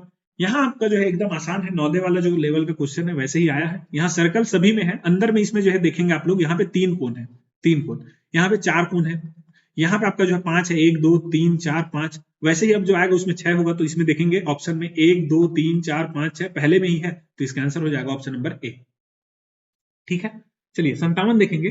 यहाँ पे दिया गया है भारत में लोग अपने प्रतिनिधियों का चुनाव करते हैं, स्वयं करते हैं। जाहिर सी बात है हम लोग चुनाव करते हैं कि नहीं, वोट देते हैं, तो ये सही है। अगला, भारत एक लोकतंत्र है, तो कारण इसका क्या है, क्योंकि भारत लोकतंत्र है इसीलिए हम लोग क्या कर रहे हैं, अपने प्रतिनिधियों को स्वयं चुन पा रहे हैं वोट के माध्यम से। तो आंसर क्या हो जाएगा, दोनों सही है और व्याख्या भी सही है, तो ऑप्शन ए इसका सही होगा। अगला देखेंगे, एक व्यक्ति पहले 30 मीटर उत्तर दिशा में, देखिए 30 मीटर उत्तर दिशा, तो ये 30 मीटर चल गया। ठीक है, 30 मीटर उत्तर दिशा में, फिर अपने दाईं ओर मुड़ गया। अब उत्तर दिशा में चल रहा है तो उसका दाईं ओर क्या है, इधर आएगा, तो इधर चला 40 मीटर। अब उसके बाद वो बोल रहा है फिर दाईं ओर मुड़ गया, तो ये अब इसका दाईं ओर कौन सा होगा, नीचे साइड, तो इधर आया कितना, 20 मीटर, 20 मीटर आया। अब वो फिर बोल रहा है अपने दाईं ओर मुड़ गया, तो अब नीचे आ रहा है तो उसका दायां ओर कौन सा होगा, इधर, तो इधर आ गया। ठीक है, तो इधर आया, यहाँ पे आपका कितना आ गया, 40 मीटर चला बोला, इधर भी, तो देखिए 40 मीटर चला तो फिर ले दे करके इसी लाइन में आ गया यहाँ पर के।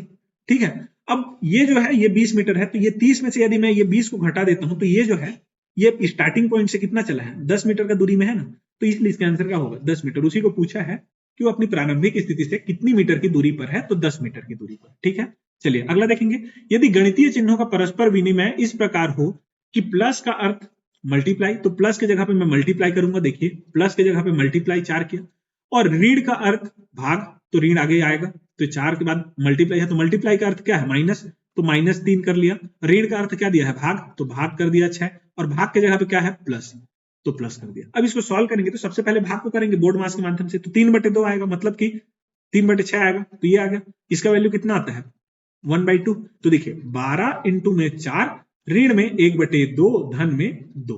अब मल्टीप्लाई करेंगे तो 12 चौक 48, ऋण 1/2, धन 2। 12 48 और 2 कितना, 50, 50 ऋण 1/2 कितना आ जाएगा, 49.5। अब यहाँ पे ध्यान रखना है, निकटतम बोला है, तो निकटतम इसका कौन सा है, ऑप्शन नंबर डी। एग्जैक्ट आप लोग खोजेंगे तो नहीं मिलेगा, तो आंसर हो जाएगा डी, 50 हो जाएगा। अगला देखेंगे 60 नंबर। यहाँ कथन दिया है एन जो है इसको ऐसे दिखाया गया। ठीक है, ये परिपूर्ण घन नहीं है बोल रहा है, मतलब कि ये जो है परफेक्ट क्यूब नहीं है बोल रहा है, नहीं है बोला है। दूसरा कारण बोल रहा है, किसी पूर्णांक का मान परिपूर्ण घन तभी होता है, परफेक्ट क्यूब तभी होता है जब उसके अभाज्य गुणनखंडों के घात 3 के गुणाज हो। तो ये बिल्कुल सही है, इंग्लिश वाले लोग इंग्लिश में एक बार पढ़ लेंगे। इसका कहने का अर्थ है कि यदि 2 का पावर में जो यहाँ पे 4 है वो 4 न रह करके 6 रहता, जो कि 3 का मल्टीपल है, तो उस केस में ये क्या रहता, मान के चलिए केवल 2 का पावर 6 रहता, तो ये क्या हो जाता, ये पूर्ण घन हो जाता, परिपूर्ण मतलब कि ये परफेक्ट क्यूब हो जाता उस केस में। लेकिन यहाँ पे जो है देखेंगे 3 का पावर 7 है, यहाँ पे 2 का पावर 4 है, जब 30 का पावर 2 का आप लोग तोड़ेंगे तो यहाँ से 3 का पावर 2 आएगा, ये 3 का पावर 9 हो गया, यहाँ पे आपका 2 का पावर 6 हो गया, लेकिन 5 का पावर यहाँ पे 4 हो रहा है। ठीक है, टोटल जब आप लोग देखेंगे फिर ये आपका कट गया पूरा। अब इतने में आप लोग देखेंगे ये 5 का पावर 4 है, और ये जो 4 है ये आपका 3 के टेबल में आता है क्या, नहीं आता ना, इसीलिए ये जो है, क्योंकि ये जो 4 है ये 3 से भाज्य नहीं है, इसलिए ये परिपूर्ण घन नहीं है, ये जो दिया गया है वो। और उसका कारण भी सही है, एक्सप्लेनेशन भी सही है, तो आंसर इसका होगा ऑप्शन नंबर ए। ठीक है, अगला देखते हैं 61 नंबर, असंगत। तो ये थोड़ा सा आपका वहां पे अपने अपने हिसाब से आंसर लेना था आपको, लेकिन इसका सबसे ज्यादा सटीक आंसर 169 होगा। क्यों? क्योंकि ये 12 का स्क्वायर है, ये 13 का स्क्वायर है, ये 14 का स्क्वायर है, ये 15 का स्क्वायर है। ठीक है, 15 का। अब आप लोग देखेंगे 12, 13, 14 और 15 में 12 हो गया, 14 हो गया और 15 हो गया, ये सभी भाज्य संख्या है, लेकिन 13 अभाज्य संख्या है। तो इसका आंसर क्या हो जाएगा? 13 वाला जो स्क्वायर है 169, ये असंगत है, तो आंसर होगा बी 169। अब यहाँ पे देखेंगे पंजाब केसरी किसे बोला जाता था? तो पंजाब केसरी लाला लाजपत राय जी को बोला जाता था। देशभक्तों का देशभक्त किसे बोला जाता था? तो सुभाष चंद्र बोस जी को। लौह पुरुष किसे बोला जाता है? तो सरदार वल्लभ भाई पटेल जी को। वहीं भारत की कोकिला किसे कहा जाता है? तो सरोजनी नायडू जी को। ठीक है, तो आंसर क्या हो जाएगा? Option number B. अगला देखेंगे 5 मित्र के एल एम एन ओ की ऊंचाई अलग अलग है। अब यहाँ पे ऊंचाई दिया है तो आप लोग इसको आर्टिकली ऐसे बांटेंगे। ठीक है, तो देखिए एन सबसे लंबा है तो एन को मैंने सबसे ऊपर रखा। अब बोल रहा है के एन से छोटा है, उसके नीचे आएगा। ठीक है, लेकिन एल से लंबा है तो मैं एक बार के लिए यहाँ पे रखता हूँ, यदि सटीक बैठेगा तो। ठीक है, यहाँ पे के को रख लिया, जो कि एल से लंबा है तो एल को यहाँ पे रख लेता हूँ। अब बोल रहा है एल ओ से लंबा है, तो एल ओ से लंबा है और ओ एम से लंबा है, तो यहाँ पे एल के नीचे ओ रख दिया, क्योंकि एल जो है ओ से लंबा है मतलब ऊपर रहेगा, और ओ एम से लंबा है इसलिए ओ एम से ऊपर रहेगा। तो एकदम सटीक जम गया एक ही बार में। तो आप लोगों को बताना है सबसे लंबे से सबसे छोटे तक का सही क्रम क्या है। तो सबसे लंबा एन है, सबसे छोटा एम है, तो एन के एल ओ एम, एन के एल ओ एम, ये इसका सही आंसर होगा, ऑप्शन नंबर बी। ठीक है, अगला देखेंगे एक कूट में जो आपका ABCD है जेड तक, उसको 1 से लेकर 26 तक लिखा गया है। उसी हिसाब से आप लोग देखेंगे डॉग को, तो डॉग और बोला गया है कि उनके मान जो है उनका मान, उसके योग करने पर जो आएगा उसको आपको मिलान करना है। जैसे डॉग है तो डॉग डी चौथे नंबर पे आता है, ओ 15 नंबर पे आता है और जी 7 नंबर पे आता है। इन सबको जोड़ेंगे तो 26 आएगा, मतलब कि ये सही है। यहाँ पर आप लोग देखेंगे लायन, तो एल आता है 12 पे, आई आता है 9 पे, ओ आता है 15 पे, एन आता है 14 पे। इन सबको जोड़ेंगे तो आएगा कितना? 15, मतलब सॉरी 50। तो ये भी कितना है? सही है ये दोनों। लेकिन इन दोनों में आप लोग देखेंगे तो यहाँ पे वैल्यू आएगा कितना? इन सब का जो वैल्यू आएगा उसको जोड़ेंगे तो 59 आएगा, लेकिन 65 है तो ये गलत है। ठीक है, कौन सा जुड़ा हुआ है सही उसको पूछा है तो ये तो गलत है। यहाँ पे भी वैसे ही हॉर्स का पूरा आप लोग लिखेंगे तो H 8 में आएगा, O 15 में, R 18 में, S 19 और E 5, तो उसका वैल्यू भी इतना नहीं आएगा 72 के बाद, तो ये भी गलत है। J और K सही मिला हुआ है तो आंसर होगा ऑप्शन नंबर ए। अगला है लुप्त पद ज्ञात कीजिए। अब देखेंगे यहाँ पे A के बाद आपका B छोड़ के C आया, C के बाद D छोड़ करके E आया, वैसे ही E के बाद जस्ट हम लोग यहाँ पे किसमें शिफ्ट हो गए? F में, कोई गैप नहीं है। ठीक है, फिर F के बाद G छोड़ करके H आया, H के बाद I छोड़ करके J आया, एक एक अल्टरनेट आ रहा है। ठीक है, एक एक छोड़ करके आ रहा है। वैसे ही अब इसको देखेंगे तो O के बाद P छोड़ करके Q आया कि नहीं? एक छोड़ा। Q के बाद R छोड़ करके S आया कि नहीं? आया। अब यहाँ पे हम लोग को डायरेक्ट स्विच करना है S के बाद, तो S के बाद डायरेक्ट क्या आता है? T, T के बाद एक छोड़ेंगे U, U के बाद आता है V, V के बाद एक छोड़ेंगे तो V के बाद आपका क्या क्या छूटेगा? W छूटेगा, W के बाद आता है X, तो TVX, मतलब ऑप्शन नंबर सी इसका क्या हो जाता है? आंसर हो जाता है। चलिए अगला देखेंगे निम्न में से कौन से भावों का मान परिपूर्ण घन है। देखिए क्वेश्चन जो है बहुत ज्यादा रिपीट हुआ है आज, वही क्वेश्चन जो है सेम कॉन्सेप्ट वाला 2-2, 3-3 ऐसा क्वेश्चन पूछा गया, बस लेंथी था पेपर, तो टाइम मैनेजमेंट बस यहाँ पे जो सही किया होगा उसका सही बना होगा पेपर। ठीक है, तो परिपूर्ण घन पूछा, तो परिपूर्ण घन क्या देखे थे हम लोग वहां पे? कारण में बताया हुआ था कि 3 के टेबल में आना चाहिए। तो देखिए 3 के टेबल में 3 आता है, 6 आता है और मल्टीप्लाई हुआ है दोनों, तो ये तो परिपूर्ण घन हो गया। देखिए 4 और 7 आता है क्या? नहीं, तो ये नहीं होगा। यहाँ पे 5 हमको इससे मतलब ही नहीं है, नीचे वाले से हमको यहां से मतलब है। 3 के टेबल में 9 आता है, 3 के टेबल 3 आता है, 3 आता है, दोनों मल्टीप्लाई हुए हैं, तो बिल्कुल ये दोनों अब क्या है? परिपूर्ण घन हो जाएंगे। ठीक है, अब यहाँ पे एक डिवाइड में रहता है 3 तो माइनस हो जाता है, तो 6 से 3 गया तो ये क्या होता है? इसको आप लोग गलत मत कीजिएगा। ठीक है, कई लोग इसको 7 का पावर 6 और 7 का पावर 3 है, इसको ऐसे काट करके 7 का पावर 2 किए होंगे, वो लोग इसको गलत करके आए होंगे। लेकिन जो इसको ऐसा किया होगा, पावर वाला जो कॉन्सेप्ट जानता है, पावर क्या होता है? माइनस होता है, 6 माइनस 3, तो ये कितना आ जाएगा? 3 आ जाएगा, तो 7 का पावर 3 आता। तो यहाँ पे 7 का पावर 3 इंटू में 14 का पावर 3, दोनों 3-3 है, 3 से भाज्य है, तो क्या हो जाएगा? ये भी सही हो जाएगा, परिपूर्ण घन है। तो JLM इसका आंसर हो जाता है ऑप्शन नंबर सी। चलिए अगला देखते हैं। दिए गए शब्दों को एक सार्थक क्रम में व्यवस्थित कीजिए और प्रश्न के नीचे दिए गए विकल्पों में सही उपक्रम चुनिए। देखिए बच्चा है, बच्चा पहले कहाँ जाता है? विद्यालय, विद्यालय से वो जाता है महाविद्यालय, मतलब कि कॉलेज, कॉलेज से फिर वो जाता है कहाँ? रोजगार प्राप्त करने के लिए, मतलब कि जॉब के लिए, जॉब के बाद उसको क्या मिलता है? वेतन। तो ऐसे ही ये जमा हुआ है। ठीक है, पहला आया ये बच्चा पहले आएगा, दूसरे नंबर पे आएगा विद्यालय, तीसरे नंबर पे आएगा महाविद्यालय, चौथे नंबर पे रोजगार और पांचवें नंबर पे उसको वेतन मिलेगा। तो आंसर होगा ऑप्शन नंबर बी। अगला है 68 नंबर प्रश्न। व्यक्ति हैं KLMNO, उत्तर दिशा की ओर ऐसे देखते हुए, दिशा करते हुए खड़े हैं, तो 5 हैं व्यक्ति ऐसे, ठीक ना। अब के बीच में खड़ा है, के यहाँ पे खड़ा है, तो के को मैं ऐसा कर यहाँ पे खड़ा कर लिया, सब उत्तर दिशा की ओर खड़े हुए हैं देखते हुए, तो ऐसे मैंने यहाँ पे पंक्ति में खड़ा कर लिया। अब बोल रहा है यहाँ पे के बीच में खड़ा है, तो के को मैंने बीच में रख लिया, ओ के ठीक दाईं ओर है, तो ओ यहाँ पे आ गया। ठीक है, अगला देखेंगे, एन और ओ के बीच में ठीक एक व्यक्ति खड़ा है, और एन और ओ के बीच में ठीक एक व्यक्ति खड़ा है, मतलब इधर रखूंगा एन को, तो इन दोनों के बीच में कोई व्यक्ति नहीं आएगा, तो एन को यहां रखना पड़ेगा। इन दोनों के बीच में ठीक एक व्यक्ति कौन है, के है, तो ये बैठ गया यहाँ पे। अब उसके बाद एल एन के बाईं ओर खड़ा है, एल जो है एन के बाईं ओर मतलब लेफ्ट साइड, तो एल यहाँ पे आ गया, और एन एक छोर पर खड़ा है, तो ये भी बिल्कुल यहाँ पे बैठ गया। अब इनका जो है बाएं से दाएं और कौन सा क्रम सही है, बाएं से मतलब लेफ्ट से राइट जाना है, तो लेफ्ट से राइट जाएंगे तो एल एन के ओ एम मतलब ऑप्शन नंबर ए आपका सही उत्तर हो जाएगा। ठीक है, अब यहाँ पे आप लोग देखेंगे 69 नंबर प्रश्न, एक महिला की ओर इशारा करते हुए रमेश कहता है, वह मेरे दादा के इकलौते बेटे की बेटी है, वह महिला रमेश की क्या लगती है। देखिए, मेरे दादा के इकलौते बेटे की बेटी है, तो रमेश है, रमेश बोल रहा है क्या, एक महिला है उसको, ये जो महिला है वो मेरे दादा, तो उसके जो दादा है ना, दादा, ठीक है, ये उसके दादा है और ये वो महिला है, वो क्या बोल रहा है, ये जो महिला है वो उसके दादा, ये जो दादा है इसके एकलौते पुत्र, इसके एकलौते पुत्र कौन होंगे, रमेश के, इसके पापा होंगे ना, क्योंकि ये इसके दादा है तो ये इसके पापा, तो ये पापा है, तो इकलौते बेटे की बेटी है, तो उसके पापा की ये बेटी हुई।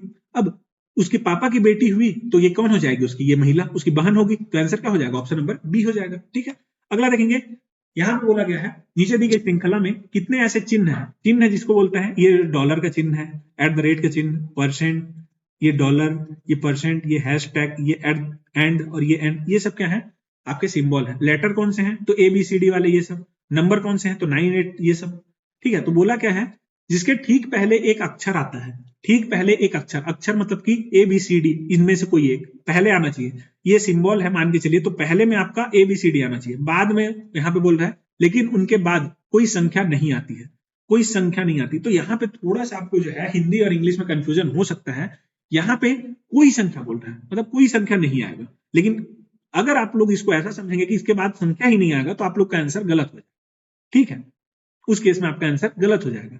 लेकिन यदि आप लोग ऐसा समझ के चलें कि उसके ठीक बाद में कोई संख्या नहीं आता है, तो उस केस में आपका आंसर यहाँ पे हम लोग देखेंगे। तो देखिए, एस के सामने में हमारा लेटर आना चाहिए ABCD में, तो यहाँ पे है क्या, तो ये तो साइन चला गया। एट द रेट है, उसके सामने में 8 आ गया, तो लेटर है क्या, नहीं है। परसेंट है, इसके सामने में क्या है, H है, तो ABCD में से है, तो ये तो एक है। उसके बाद में कोई संख्या नहीं रहना चाहिए, नंबर, तो उसके बाद में क्या है, Y है मतलब लेटर है, तो एक तो ये आपका बन जाता है परसेंट वाला, एक सिंबल ये होगा। तो ऐसे कितने सिंबल है हमको बताना है, ऐसे जोड़ी। ठीक है, अब यहाँ पे डॉलर आया, उसके सामने में फिर से यहाँ पे नंबर आ गया, तो ये गलत हो गया। अब परसेंट है, उसके सामने में नंबर, तो ये गलत हो गया। हैश टैग के सामने में नंबर, तो ये गलत हो गया। एट द रेट के सामने में R, तो ये तो एक सही है। उसके बाद में क्या है, नंबर है क्या, नहीं है। यहाँ पे भी लेटर है, तो ये एक सही हो गया। अब इधर देखेंगे, एट द रेट, इसके सामने में ये तो सही है कि लेटर है, लेकिन बाद में नंबर है, तो ये भी गलत हो गया। तो कितने सही हुए, कितने सिंबल हैं ऐसे, एट द रेट और परसेंट दो ही हैं, तो आंसर होगा ऑप्शन नंबर ए। ठीक है, तो ये था आपका पूरा जो एप्टीट्यूड और रीजनिंग का सॉल्यूशन। अब हम लोग यहाँ पे देखते हैं जनरल नॉलेज। जनरल नॉलेज में आप लोग देखेंगे, अब आसानी से आपका यहाँ पे खत्म हो जाएगा जल्दी से। हरित क्रांति आपका किससे संबंधित है, तो खाद्यान्न से संबंधित है। श्वेत क्रांति आपका दूध से संबंधित है। नीली क्रांति मछली से, और स्वर्ण क्रांति फल से। तो इसका आंसर होगा ऑप्शन नंबर बी। अब भारतीय रिजर्व बैंक का मुख्यालय है आपका मुंबई में। कौन सा तत्व पौधों के लिए महत्वपूर्ण मैक्रोन्यूट्रिएंट्स है, तो आप लोग देखते होंगे कि चूना जो है पौधों को बहुत आवश्यक होता है। और चूना कहाँ है, चूना मतलब कि कैल्शियम, कैल्शियम मतलब कि ऑप्शन नंबर सी।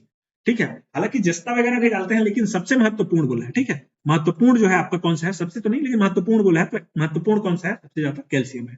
अब अगला है यहाँ पे अल्फा अल्फा नाम है, तो अल्फा अल्फा किसका नाम है, एक प्रकार का ये घन। ठीक है, अब यहाँ पे आप लोग देखेंगे जो आपका समतापीय मंडल है मतलब स्ट्रेटोस्फीयर, उसमें ओजोन परत के क्षय की घटनाओं को सही क्रम में जमाइए। तो सबसे पहले तो आपका इसको आप लोग पढ़ेंगे तो आपको समझ में आ जाएगा कि पृथ्वी पर जो अल्ट्रावायलेट बी रेडिएशन का बढ़ना, ये सबसे लास्ट में आएगा। ठीक है, ओ वाला। तो इसमें आप लोग देखेंगे दो में ओ है, तो ए और सी तो ऑप्शन में ही नहीं रहेगा। तो 50% अब आप लोग तुक्का भी मारेंगे तो सही हो जाएगा ये दोनों। अब दोनों में के है, दोनों में एल एल है, दूसरे में और लास्ट में ओ है, तो एन और एम में हमको देखना है। तो देखिए, सबसे पहले क्या होगा, CFC का उत्सर्जन होगा। उसके बाद जो है क्या होता है, यो यूवी किरण है ना, यूवी किरण जो है यहाँ पे आपका वो CCl बॉन्ड जो रहता है उसको तोड़ता है। फिर उसके बाद जो है Cl का आपका क्या होता है, यहाँ पे रेडिकल का उत्सर्जन होता है लास्ट में। फिर उसके बाद O3 का जो है O2 में विघटन हो जाता है। ओजोन जो रहता है लेयर वो ऑक्सीजन में विघटित हो जाता है। तो इसको आप लोग देखेंगे तो इसका आंसर निकल करके क्या आ जाएगा आपका ऑप्शन नंबर डी इसका आंसर हो जाएगा। ठीक है, फिर लास्ट में आपका पृथ्वी पर जो है अल्ट्रावायलेट बी रेडिएशन जो है यहाँ पे बढ़ जाता है।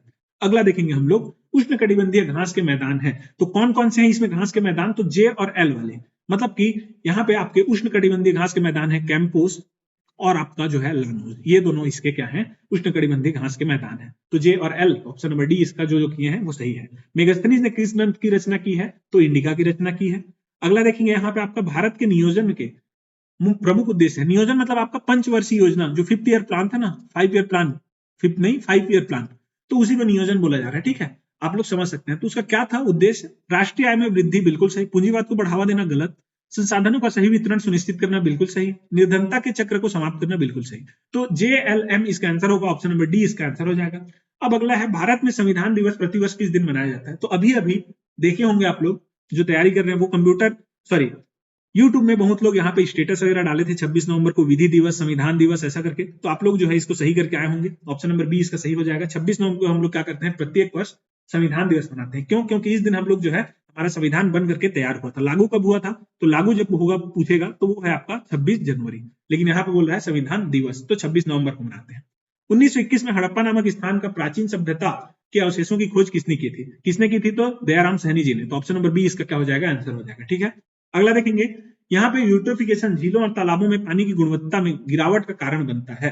अब देखिए यूट्रोफिकेशन होता क्या है वो आपको समझना है। तो यूट्रोफिकेशन होता है एक विधि जिसमें हम लोग क्या करते हैं, जो जल आपका रहता है ना, मतलब कि वाटर बॉडी जो रहता है, जैसे तालाब है यहाँ पे, अब तालाब में यह ऐसा प्रोसेस है जिसमें पोषक तत्व जो रहते हैं, मान के चलिए यहाँ पे कोई भी माइक्रोन्यूट्रिएंट्स, उनका हम लोग को क्या करना है, न्यूट्रिएंट्स का यहाँ पे बढ़ाना है न्यूट्रिएंट्स को, तो वो जो प्रोसेस है वो क्या कहलाता है, यूट्रोफिकेशन कहलाता है। ठीक है, तो जाहिर सी बात है यहाँ पे न्यूट्रिएंट्स बढ़ेंगे तो ये जो काई वगैरह रहते हैं ऊपर में काई, या फिर इसके ऊपर में आप लोग देखे होंगे जो बिलासपुर में रहते हैं, अरपा नदी में क्या होता है, ठंड के बाद गर्मी दिनों में लगभग यहाँ पे घास जो है पूरे जल को ढक देता है नदी को। उससे होता क्या है, इसके अंदर में जो जीव जंतु रहते हैं उनको धूप नहीं मिल पाता, ना ही यहाँ से ऊपर से हवा आ पाता है, तो उस कारण क्या होता है, ये अंदर में जो है एक मरुस्थल की तरह काम करता है। ये जो है बहुत ज्यादा खतरनाक चीज है। ठीक है, ऊपर में जो ये आता है, तो यहाँ पे उसी को बोला गया है कि पोषक तत्वों के संवर्धन की प्रक्रिया है यूट्रोफिकेशन, बिल्कुल सही, जिससे शैवाल की अत्यधिक वृद्धि होती है। वही काई, आपका काई हो गया, ऊपर में जो पौधे हैं वो आपके उसमें क्या होता है, वृद्धि होता है, तो बिल्कुल सही होगा। अब उससे होता क्या है, अत्यधिक शैवाल वृद्धि से पानी में ऑक्सीजन की कमी होती है। वही मैं बोला, ऊपर से ना तो सनलाइट आएगा, ना ही आपका ऊपर से हवा आ सकता है। हवा तो जाहिर सी बात है ना, मछलियों को भी चाहिए, आते हैं ना वो लोग हवा लेने के लिए, हवा ही नहीं आएगा तो वो मर जाएंगे। तो ये मरुस्थल की तरह काम करता है। तो उसी को बोल रहा है ऑक्सीजन की कमी होती है, जब शैवाल मर जाते हैं, विघटित हो जाते हैं, जिससे जलीय जीवन की नुकसान होता है। तो ये भी सही है। तो कथन और कारण दोनों सही है, और इसका मतलब अभिकथन जो है, मतलब कारण जो है वो अभिकथन का सही एक्सप्लेनेशन भी कर रहा है, इसलिए इसका आंसर होगा आपका ऑप्शन नंबर ए। इसको आप लोग ध्यान में रखिएगा, ये महत्वपूर्ण है। ठीक है, यूट्रोफिकेशन आपको याद रखना है क्या होता है। भारत में संविधान के अनुसार निम्नलिखित में से कौन से कथन सही है। अब देखिए, पंचायतों में महिलाओं के लिए स्थानों के आरक्षण के प्रति प्रावधान है, बिल्कुल सही।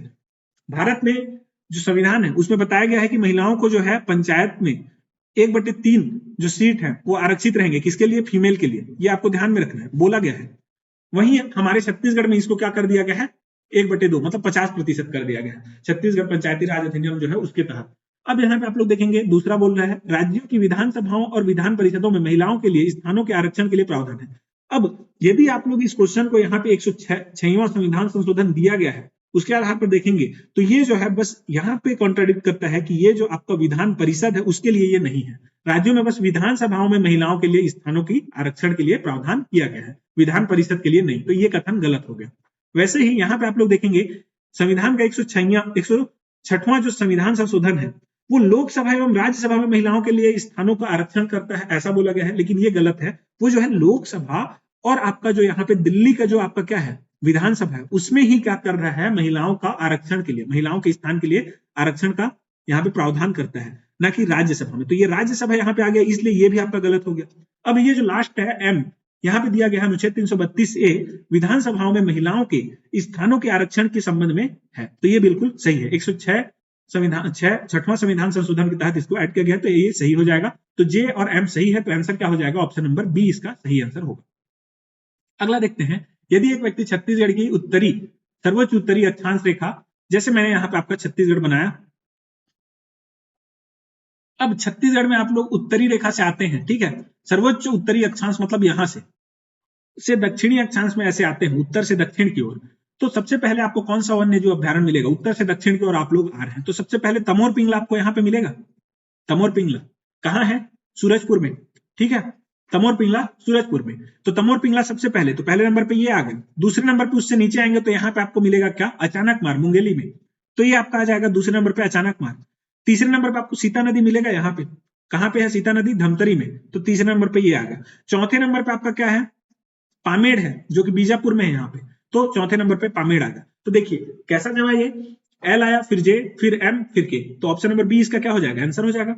अब अगला देखेंगे, निम्नलिखित संस्थाओं को उनके स्थापना वर्ष के अनुसार सही क्रम में रखें। देखिए नाबार्ड कब स्थापित किया गया था, 1982 में। अब आपका क्षेत्रीय जो ग्रामीण बैंक है 1975 में बना था। कपाट जो है आपका 1986 में, सिडबी 1990 में और नाफेड 1958 में। तो इसका आंसर जब आप लोग जवाएंगे तो सबसे पहले कौन आएगा, यहाँ पे आप लोग देखेंगे कौन आएगा, नाफेड आएगा, तो ओ सबसे पहले आएगा, तो दोनों में ओ है, बाकी ये दोनों तो कट गए, तो ओ आएगा। उसके बाद कौन सा आएगा, क्षेत्रीय ग्रामीण बैंक 1975-58 के बाद, तो एल आएगा, तो ओ के बाद एल इसमें है, तो आंसर हो जाएगा ऑप्शन नंबर सी, ठीक है। अगला देखते हैं, काली मिट्टी कपास की खेती के लिए उपयुक्त होती है, कथन है, बिल्कुल सही है। अगला दिया है, काली मिट्टी में नाइट्रोजन और फास्फोरस की अधिकता होती है, ये गलत है, अधिकता नहीं होती, कमी होती है। नाइट्रोजन, फास्फोरस और ह्यूमस ये जो है क्या होता है, काली मिट्टी में कम होता है। बाकी जो पोटास है आपका, पोटास, चूना, लोहा, इन सब का जो कण है वो अधिक पाया जाता है काली मिट्टी में, ठीक है। पोटास, चूना, लोहा, इन सब का जो मात्रा है वो अधिक रहता है as compare to nitrogen, phosphorus और ह्यूमस, ये जो है बहुत कम मात्रा में पाए जाते हैं। तो यहाँ पे अधिक दिया है इसलिए कथन सही है, कारण गलत है, तो कथन सही है, कारण गलत है, ऑप्शन नंबर सी इसका क्या हो जाएगा, सही आंसर हो जाएगा।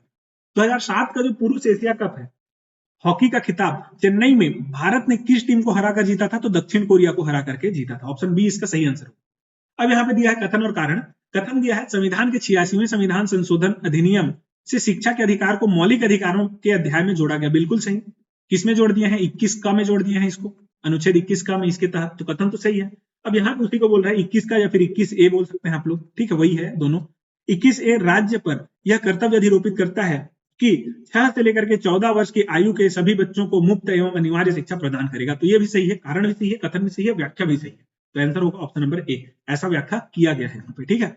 अगला देखते हैं, प्रति व्यक्ति आय, तो प्रति व्यक्ति आय कितना होता है, मान के चलिए आपका भारत है ये।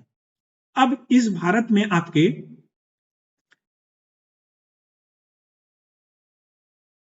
जितने भी जनसंख्या आपको यहाँ पे देखने को मिल रहे हैं, ठीक है, भारत में आपका जो भी जनसंख्या है,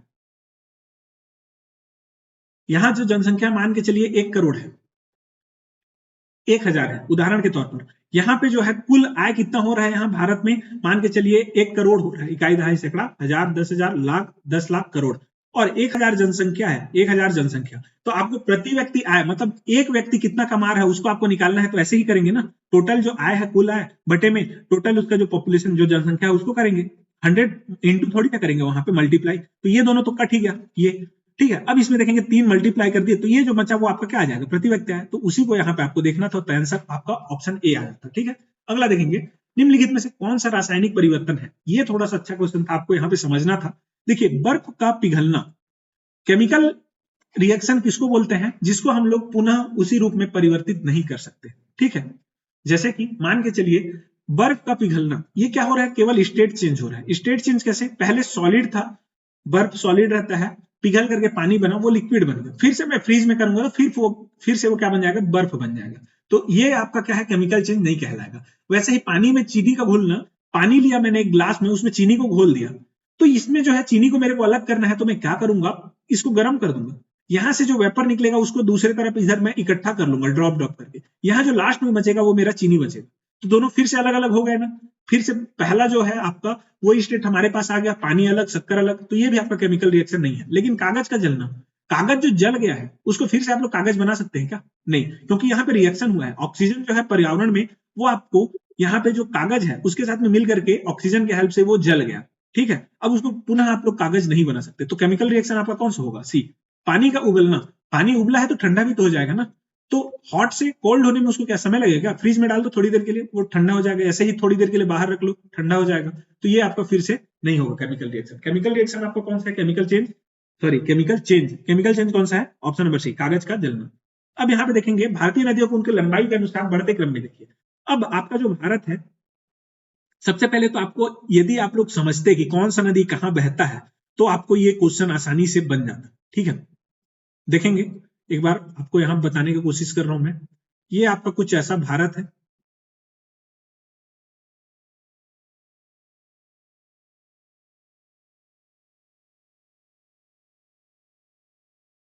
ऐसा कुछ भारत है। ठीक है, अब ये जो भारत है, इसमें आपका जो है ना, ये तापी नदी है, ये यहाँ पे आपका जो है विंध्य पर्वत है, विंध्य रेंज ऐसे करके, और यहाँ पे आपका सतपुड़ा है, तो इसके बीच में तापी नदी बहता है। इस तापी नदी का लंबाई आपका कितना है? 724 किलोमीटर है। ठीक है, वहीं आप लोग देखेंगे सोन नदी, तो सोन नदी आप लोग छत्तीसगढ़ में भी पढ़ते हैं। हमारा जो सोन गंगा अफवाह तंत्र है, वहां अमरकंटक पर्वत से निकलता है, ऐसे करके आगे जाकर के गंगा नदी में मिल जाता है। ठीक है, पटना के पास। तो इसका जो लंबाई है ना, ये अमरकंटक से निकला है, अमरकंटक पर्वत से, ये इसका लंबाई है 784 किलोमीटर।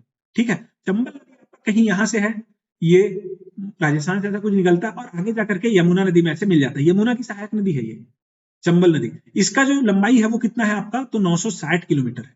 कितना है? 960।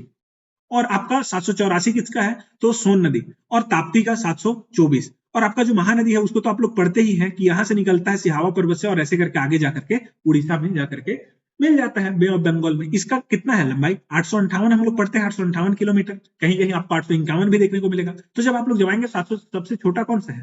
तापी है। तापी मतलब एम, एम सबसे पहले बी और डी में है, तो बी आ गया यहाँ पे। फिर उसके बाद आपका कौन सा है? सोन है 784, क्योंकि ये तो 800 में आ गया, तो एल आ गया। फिर उसके बाद के आएगा, के में क्या है आपका? यहाँ पे चंबल, चंबल का कितना है? सॉरी, के नहीं आएगा यार, महानदी आएगा, महानदी आएगा एन। तो यहाँ पे आपका एन है। ठीक है, एम एल फिर एन आ गया। एन कितना है? महानदी 858। फिर उसके बाद लास्ट में आया क्या? के। तो इसका आंसर क्या हो जाएगा? ऑप्शन नंबर डी इसका आंसर हो जाएगा। तो इसको आप लोग ध्यान रखेंगे, इसका आंसर क्या हो जाएगा? Option number D. ठीक है, लास्ट में आपका कौन सा है? सबसे लंबा कौन सा नदी है? आपका चंबल नदी है। चंबल नदी का लंबाई कितना है? 960 किलोमीटर। तो आंसर हो जाएगा ऑप्शन नंबर डी। अब सुएज नहर का निर्माण कब हुआ था? तो आप लोग देखे होंगे, जो मिस्र है, मिस्र, ठीक है, आप लोगों का इधर कुछ ऐसा करके साउथ अफ्रीका है और ऐसे करके कुछ ऐसा एक सकरा से यहाँ पे एक रास्ता बना है। ठीक है, सकरा से रास्ता, यहाँ पे आपको मिस्र है, तो यहाँ पे एक कैनल है, एक नहर बनाया गया है, इसी को हम लोग बोलते हैं सुएज कैनल, जो कि आपका यहाँ पे आपका जो भूमध्य सागर है ना, भूमध्य सागर, इसको इधर से ऐसा जोड़ता है। फारस की खाड़ी है यहाँ पे, क्या है? फारस की खाड़ी है। ठीक है, हाँ, तो उससे इसको जोड़ता है ऐसे करके। तो ये कब बन करके तैयार हुआ? तो 1869 में बन करके तैयार हुआ है। तो आंसर हो जाएगा ऑप्शन नंबर ए। ठीक है, चलिए अगला देखते हैं। निम्नलिखित में से कौन सा कारण नहीं है जिसके आधार पर सूचना का अधिकार अधिनियम 2005 के अंतर्गत आवेदन को अस्वीकार किया जा सकता है? तो इसमें जो है आप लोग राष्ट्रीय सुरक्षा के लिए खतरा है, उसके लिए आप लोग क्या कर सकते हैं? अस्वीकार कर सकते हैं। कारण नहीं है पूछा है तो ये तो है, इसके लिए आप लोग अस्वीकार कर सकते हैं। तृतीय पक्षकार के बारे में सूचना जानना है, उसके लिए भी कर सकते हैं। लेकिन अपूर्ण आवेदन है, उसके लिए भी कर सकते हैं। लेकिन सरकार की जो वित्तीय बाधाएं हैं, उसके लिए आप लोग अस्वीकार नहीं कर सकते। इसके आधार पर आप लोग अस्वीकार नहीं कर सकते। तो इसका आंसर आ जाएगा आपका ऑप्शन नंबर डी। ठीक है, अगला देखेंगे महानदी। अब सहायक नदी से मिलाना है। महानदी का सहायक है पैरी नदी, गोदावरी का सहायक है इंद्रावती नदी, गंगा का सहायक है यमुना नदी, शिवनाथ का सहायक है खारून नदी। तो इसका आंसर आ जाएगा ऑप्शन नंबर ए, मिलान कीजिएगा आप लोग। ठीक है, अगला देखेंगे भारत के संविधान का भाग 4 का किससे है? तो भाग 4 है आपका नीति निदेशक तत्व, डीपीएसपी। उसके बाद जस्ट क्या आता है आप लोगों का? मूल कर्तव्य। इसको हम लोग कहां से लिए हैं? रूस से लिए हैं। ठीक है, तो 4 का मूल कर्तव्य से संबंधित है, तो आंसर होगा ऑप्शन नंबर बी। भारतीय इतिहास के निम्नलिखित घटनाक्रमों को तिथि के अनुसार क्रम से जमाइए। देखिए, लखनऊ अधिवेशन कब हुआ है? तो 1916 में होता है कि नहीं? लखनऊ पैक्ट, जहां पे आपका जो है नरम दल, गरम दल और आपका जो मुस्लिम लीग है वो मिले थे, एक साथ हो गए थे। ठीक है, उसके बाद आपका जो रहता है, यहाँ पे आप लोग देखेंगे, जो जान रहे हैं उसको पहले लिखिए। तो ये लगभग आपका 1928 से 30 के बीच में है, भगत सिंह को फांसी देना। ये एग्जैक्टली डेट मेरे को याद नहीं है, बाकी 30 के आसपास है। ठीक है, तो इसको ऐसे करके याद रखिए। अब कांग्रेस की स्थापना 1885, कांग्रेस का सूरत अधिवेशन 1907, बंगाल विभाजन 1905। ठीक है, अब देखिए सबसे पहले आपको कौन सा दिख रहा है? तो एम नंबर, एम 1885 है, तो एम देखिए केवल एक ही में है, ऑप्शन नंबर सी में। तो इसका आंसर आप लोग देखिएगा, ये हो जाएगा ऑप्शन नंबर सी।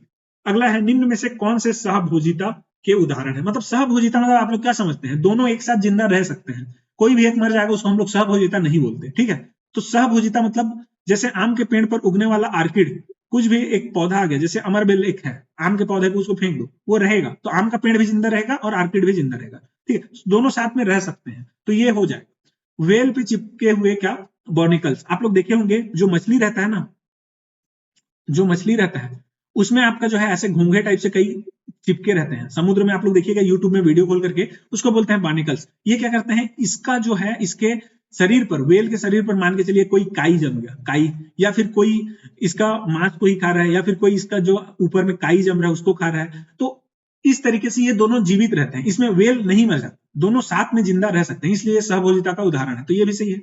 चरती हुई गाय के साथ बगुले। अब गाय है, गाय के सर पर ऐसे मान के चलिए गाय है, ठीक है, गाय जो भी है ऐसा करके पूछ है, ये इसका सर है इधर। अब यहाँ पे बगुला बैठा हुआ है, तो बगुला क्या करेगा, उसका जो चीचड़ रहेगा उसी को ना खाएगा, जू रहेगा या फिर कृमि जो बोलते हैं उसको खाएगा, गाय को तो नहीं नुकसान होगा ना उससे। तो चरती हुई गाय के साथ बगुले, दोनों सहभोजिता के उदाहरण है, तो ये भी सही हो गया। लेकिन मानव की लाल रक्त कोशिकाओं में प्लाज्मोडियम, ये खतरा है। यदि ऐसा हो जाता है तो आपका जो है मनुष्य जीवित नहीं रहेगा, तो ये आपका गलत हो जाएगा। तो JKL ये आपका सही हो जाएगा, ऑप्शन नंबर ए। अगला देखेंगे यहाँ पे, कौन सा समिति भारत में पंचायती राज संस्थानों के विकेंद्रीकरण से संबंधित नहीं है। तो पंचायती राज से संबंधित जो समिति बनी उसके लिए कौन सा यहाँ पे नहीं बना था समिति, वो देखना है। तो LN सिंह भी तो बना था, बलवंत राय मेहता भी बना था, अशोक मेहता भी बना था, लेकिन अभिजीत सेन नहीं बना था। तो आंसर होगा ऑप्शन नंबर ए। ठीक है, चलिए अगला देखते हैं। निम्न संस्कारों को उनके संपन्न होने के अनुसार क्रम से लगाएं। तो इसका आंसर क्या हो जाएगा, सबसे पहले तो होता क्या है, तो गर्भाधान होता है, ध्यान रखेंगे गर्भाधान। ये मान के चलिए शादी हुआ तो महिला जो है गर्भवती हो जाए उसके लिए यह संस्कार किया जाता है। कुल 16 संस्कार होते हैं। 16 संस्कार में सबसे पहला संस्कार है गर्भाधान, उसके बाद पुंसवन। जब बच्चा जो है माँ के गर्भ में आ जाता है तो पुंसवन करते हैं। पुंसवन से होता क्या है, तो देखिएगा पुंसवन से होता क्या है, माँ और बच्चे जो है दोनों सुरक्षित रहे, दोनों का स्वास्थ्य सही रहे, उसके लिए हम लोग करते हैं पुंसवन संस्कार गर्भाधान के बाद। फिर उसके बाद आता है आपका सीमांतोन्नयन। ठीक है, तीसरे नंबर पे आता है क्या, सीमांतोन्नयन। पहले नंबर पे गर्भाधान, दूसरे नंबर पे पुंसवन, तीसरे नंबर पे सीमांतोन्नयन होता है। अब सीमांतोन्नयन हो गया, उसके बाद जो है आपका होता क्या है, चौथे नंबर पे जात कर्म।